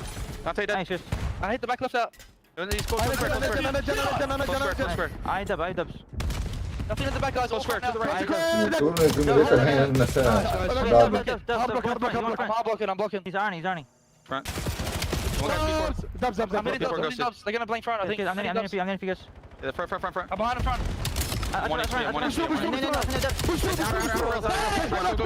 Last guy. One out. I'm here, AG. He's at the tank, on the tank. Nice. They're gonna go around. Watch Wayland. Yeah, dub. Watch Wayland. He's in face. What the fuck? One shot. Give me short. Yeah, help full back. She get closer. P1. On the front. P1. I need a front. I died. One front. Front. P2. Ready? 3, 2, 1, chop. He was in P1. I didn't set him short. Let's bang this shit, kids. That was in. I need him. Back left. Back left, kids. Bom de gravar, galera. Nice, AG. I'm fine. Temos o fã de jogo.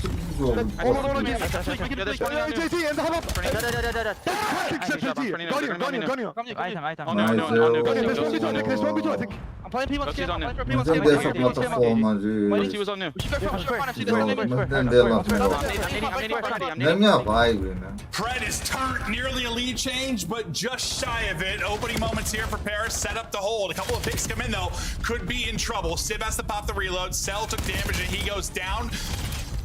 Stays up to win the fight, but will eventually be traded out. You still have people in the point right now for Paris. Good clearance there to slow it down. Some wild moments over the last 2 minutes. Yeah, but every time, I mean, we were in the list, it's sort of like we have to break from front. Right? They're just being out-rotated due to the state of the game. They're going to have to do it again. Maybe they find their opening, though. But that's it was Neptune with 3. Almost with all 4. Locks it down, and that might be the game. Dude, he is insane. We're not done yet. They can't win it here, but... Dude, I feel like he has won them 100 of their points. Just with the plays he has made, the triples he has walked away with. Insane individual ability. 20 away from the dub now. We get into the mayhem back in mid-map as we head into our 3rd set of rotations. I think it was a double for Neptune again. He's on 5 straight. Will finally be dropped. Oh boy. On boy, does he find an opening? He does find an opening. The movement there. The gunny not for the second. Paris just have to keep this messy. Don't allow Falcons to find any clean time. And closes out to push to a map 5. But for now, Falcons holding. Yeah, they're locking it down. I mean, Exton's on 4 in a row. You know, the comms are going crazy. 5 in a row. It feels like this is when they start to get going. The pressure is on. Pred and Exton are firing, yelling in the microphone, trying to clutch to get us to a game or try to win the series here in map 4. Yeah, they went. We are done. We'll see if they can do it. Exton 7 straight, 31 and 25, dropping bombs. Give him another. The man is not losing fights. Lead change, been waiting for it. There it is. Falcons go out in front, brushing off the map 1 beatdown, looking to take 2, 3, 4. It's a last-ditch effort now for Paris to try and break in, but it's all on Exton. It's all on the Falcons, nearing a double-digit streak and holding it down. Cannot win it at this point, but they're there on rotation as well, looking like that iced up late. I mean, Exton 9 in a row, hitting double digits on the streak. 3 more seconds, but that's who. It's Neptune. There is a contest. Ghosty trying to play his life. Pred fires, gets the double, and there we go, Falcons. It looked like we were going to a game number 5, but Exton takes over. Listen, that series is ludicrous. That is the win I need to see Falcons win. I get to kind of take them seriously as a quote-unquote top team. An incredible win. It couldn't have started out worse. They got their asses whooped in the map 1. Just absolutely dominated. Nearly lose the map 2, but they come up clutch. The map 3 is an odd one. And this is a hell of a comeback. I mean, the most they were down was, what, 50, 60? But still, you said stayed in it. Well, it just felt like no matter what, like, again, every time we were in the listening, it was just sort of, all right, we have to break from the front. Like, Paris were out-rotating them. Neptune had so many clutch kills to just make sure that they had the rest of that time. I mean, they get up to around 230 or so after that P5, but it was all Falcons in P1. Just the subs go off. Massive clutch from those guys. And Pred in 3 and 4, he just started to take over. That, you know what Pred is capable of when he really finds his moments. It was phenomenal. I mean, Jogo de finding all the timings infarto. through the flanks when you talk about the overload, so many big kills there. As much as I think Neptune was maybe like the most clutch over and over and over again, he had some insane plays to keep him in it. Pred was really he was solid throughout. Just and then once he gets going, Exnid starts to get going, and they're just listening, bro. They it's like they were playing a final at a LAN. Yeah, they were absolutely roaring. And then Exnid, I mean, what a fun streak to close it out. Because I like it for Exnid because for the longest time, they couldn't close out a hardpoint set their lives. I mean, the worst hardpoint stretch we've had. They crumbled in so many moments. Now to see him come up clutch in a big moment there, that was awesome. No, it's great. Yeah, I mean, this is the best hardpoint team in the game right now. Yeah. You know, we talked about, and talked about it, where it's sort of Blackcard Falcons. This is the map that they've been wanting to see play a little bit more. It's finally back, and there we go, able to win this one. I guess the silver lining maybe for Paris, at least in these last couple of series, is all of their losses have been so close. All the Cloud9 maps were within like a point or around. Here, it's like the same exact thing. It seems like a couple of moments away from winning these series. It's a little worrisome though. I don't know. A couple. It's like turning into a trend. It's a little bit worrisome. Like there is a clear problem. Well, I guess you just start to wonder, like, were they just a little bit ahead and people are catching up? Is that sort of thoughts maybe in your head a little bit? No, it's not that. I just think like maybe the problems that weren't shining earlier in the year now are starting to get shown a little bit more. Okay, well, that'll do it for us too. What an insane match. Falcons' first big win. It's awesome to see. Des, talk to us about it. Falcons, game 4, Exnid leading the way. Who saw this possible? You said it. You said even top frag game 4. I agreed with that. I just didn't think they would win the series. No. Round of applause for the Riyadh Falcons. We have a new player in the mix. They can win this event coming up. This was a staple match that we needed to see. They look legit. They look like a legitimate contender. And Clinton drove. They just giggled. A That mulher was an ela tá audible rindo giggle lá, a out of mulher Merc. She lá does not believe the da equipe Falcons de can win this produção. first major. I'm here to tell you this. Listen, they scoffed over there. We had a conversation about it. The Riyadh Falcons, they have been getting better at a fast rate. They won 4 straight matches. Exnid's performing amongst the best in the league. It's not far-fetched to say they're a contender going into this event. This is a gentleman team that had not lost a hard point coming in. You got beat 250 to 50 map 1. You rally back. Allie, I didn't hear any dog toy noises out of you. Great. Just out of Merc and Maven. Excellent. Do you have faith in these Falcons, or do you think this guy's mind blown right now? Maybe a little bit more than the other side of this room does, but only in the sense of, like, I do agree they're getting better at a very fast rate. I think already the situation this team and what Exnid's been through has already been extremely impressive. I will say, though, like, just looking at the rest of the league, like, I can't agree with you confidently just because of the other teams in competition that are still there. We just can't do this thing where we have to applaud a win like this. Yes. This is a 100%. staple 3-1 victory. You're down 40 points as well when this comeback starts, I want to point out. Exactly. And you just beat a team that has been lighting it up so far in the league. And they brought some unique strat. I mean, the overload, keep it in the base. We hadn't seen that yet by anyone. Yeah. So some unique looks. Clearly the preparation, they're all on the same page, trying out some new things. You won a round where they used a Hellstorm in the search, and then you could proceed to win the next 2 rounds to clutch up and close it. And then this map, you're on the ropes. Neptune is seemingly making every play to make the game super frustrating, but you just stayed in the fight the entire time. And when you got your opportunity to 60 them on this P1, they had every lane, every pinch. That was excellent. And you know what? Kind of piggybacking off of that, when I think of that map number 2, I kind of see it in the same way that you see this map number 4 is kind of like in the Search and Destroy. I never felt like Riyadh Falcons were in the driver's seat, but they kept pulling out these plays and these clutches and keeping themselves into the game. And I was like, they're not making the right adjustments. Paris Gentleman is trying to run with it. It's because they don't make it look easy. And I think that's what's difficult to watch Riyadh Falcons when they get these wins, because it is gritty. They do have to pull out a lot of the impossibles, but that doesn't make it anything less impressive. I might look at it different because I felt like they were in the driver's seat in that Blackheart, and Neptune was pulling off the impossibles to win them situations. So I'm with Allie, though. Historically, they've had to pull out some Neslos. They've had to dig deep in their series. For now, though, let's talk with a member of the Falcons Live. Please welcome to the show, Kismet, everybody. The Bulldog gets the bark tonight. Let's talk about the win because, Kismet, you're the glue guy. We've always known that you're the enabler. Tonight, it looked like you enabled both Pred and Exnid to fry on Blackheart.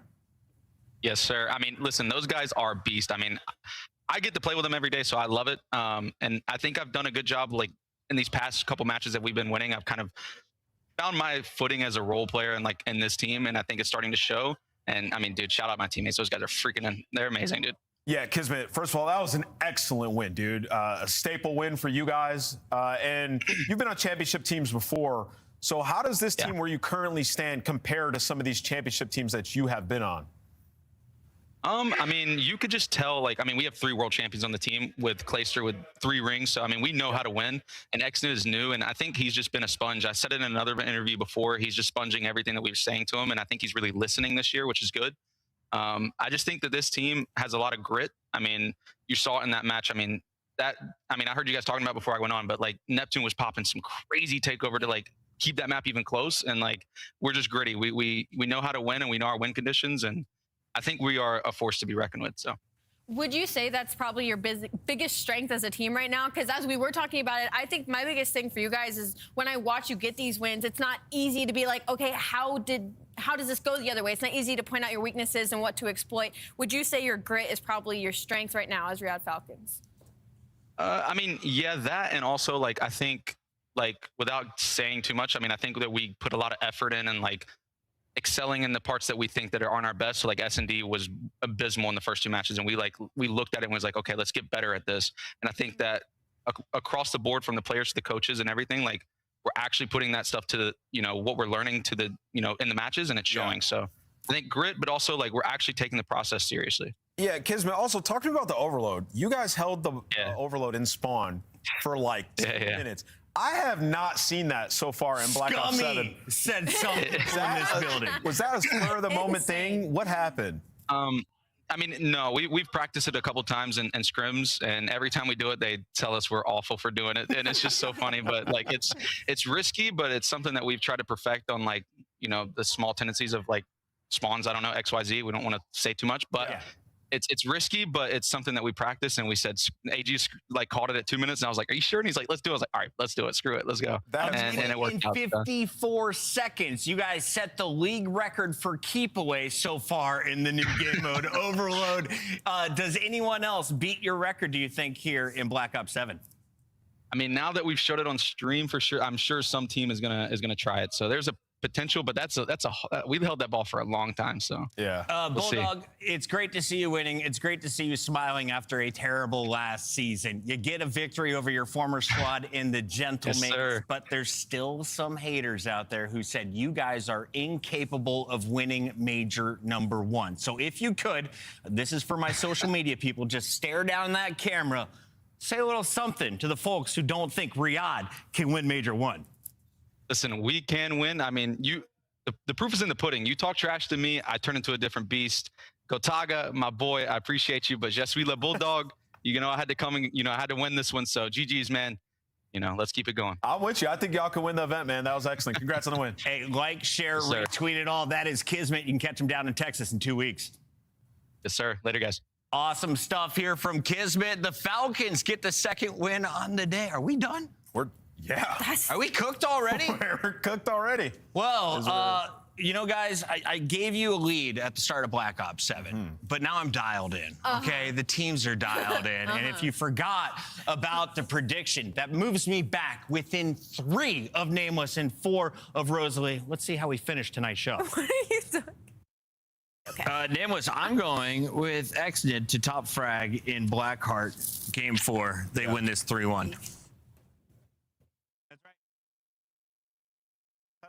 And I agree with him top frag in Game 4. I was the only one who saw it happening. I am the only one who has faith in the Falcons when they flag in live here on the CDL. We've got a lot more action, and Rosalie has made it to the studio. So, Allie, what did you learn today on day number 10 of the CDL? To not count Riyadh Falcons out. I mean, I kind of was still like, they're mid as hell heading into this major, but Ant's kind of making me lean the other way a little bit. And we got to take a look back at match number 1. What did you learn from our bottom teams? We had 12 versus 10 today. Yeah, I might have had Miami a little bit too far down in power rankings, brother. That's crazy. Yeah, I mean, me personally. Awesome response today for Miami. I mean, you're playing a Vancouver team. They've won 2 straight overloads. They've been looking pretty hot.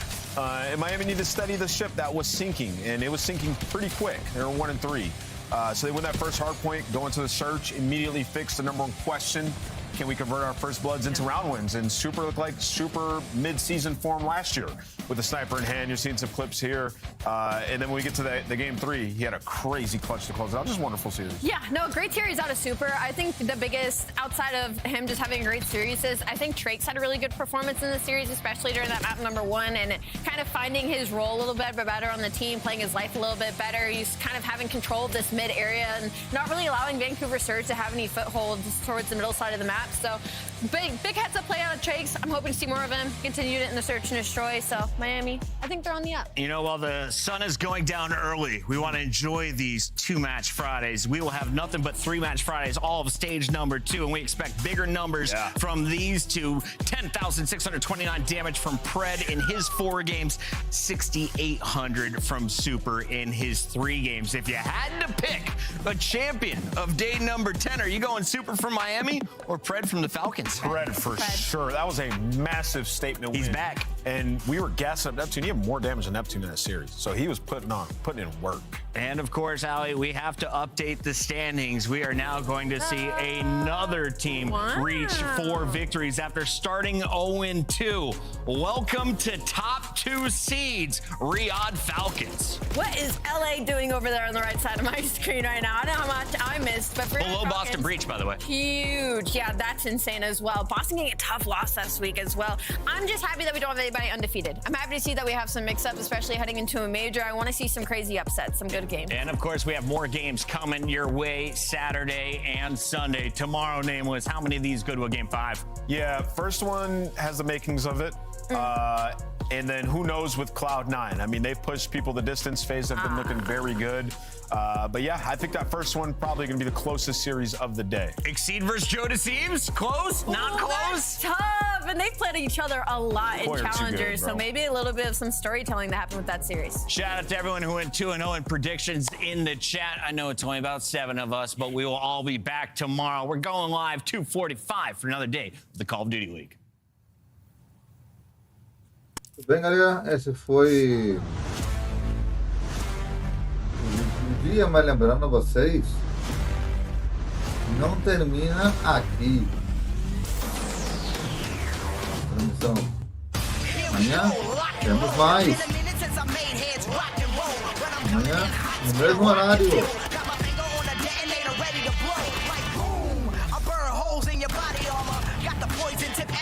E um vídeo de 5 horas. Também vai vir nesse horário fixo.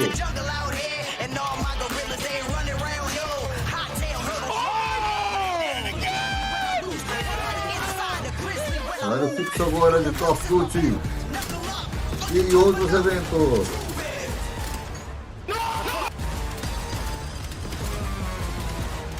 Já está pedindo show Call of Duty no mesmo horário, no mesmo tempo. Vou dar como exemplo. Foi gravado, vai na frente. É isso mesmo, ele vai gravado, vai na frente.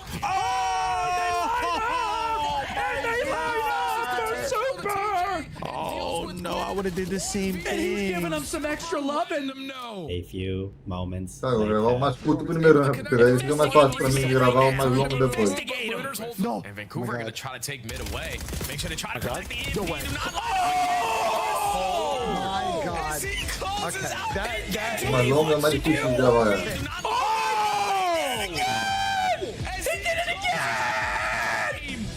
Eu tô gravando na hora, né, os eventos do Call of Duty.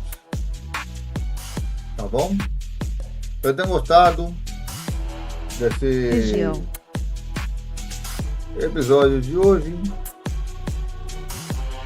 Gostei deste vídeo junto com outras 1.371 pessoas gostaram. Ok, agora sim. Bom, galera, chegamos ao final de mais um vídeo agora sim pra valer. Vou ficando por aqui então. Agradecemos a todos por nos acompanhar. A mim, meu nome é Call of Duty League Major e outras pessoas mais que estiverem participando por aí no chat. Que mais? Tudo se quiserem, compartilhem e nos vemos nos próximos vídeos Call of Duty aqui no canal.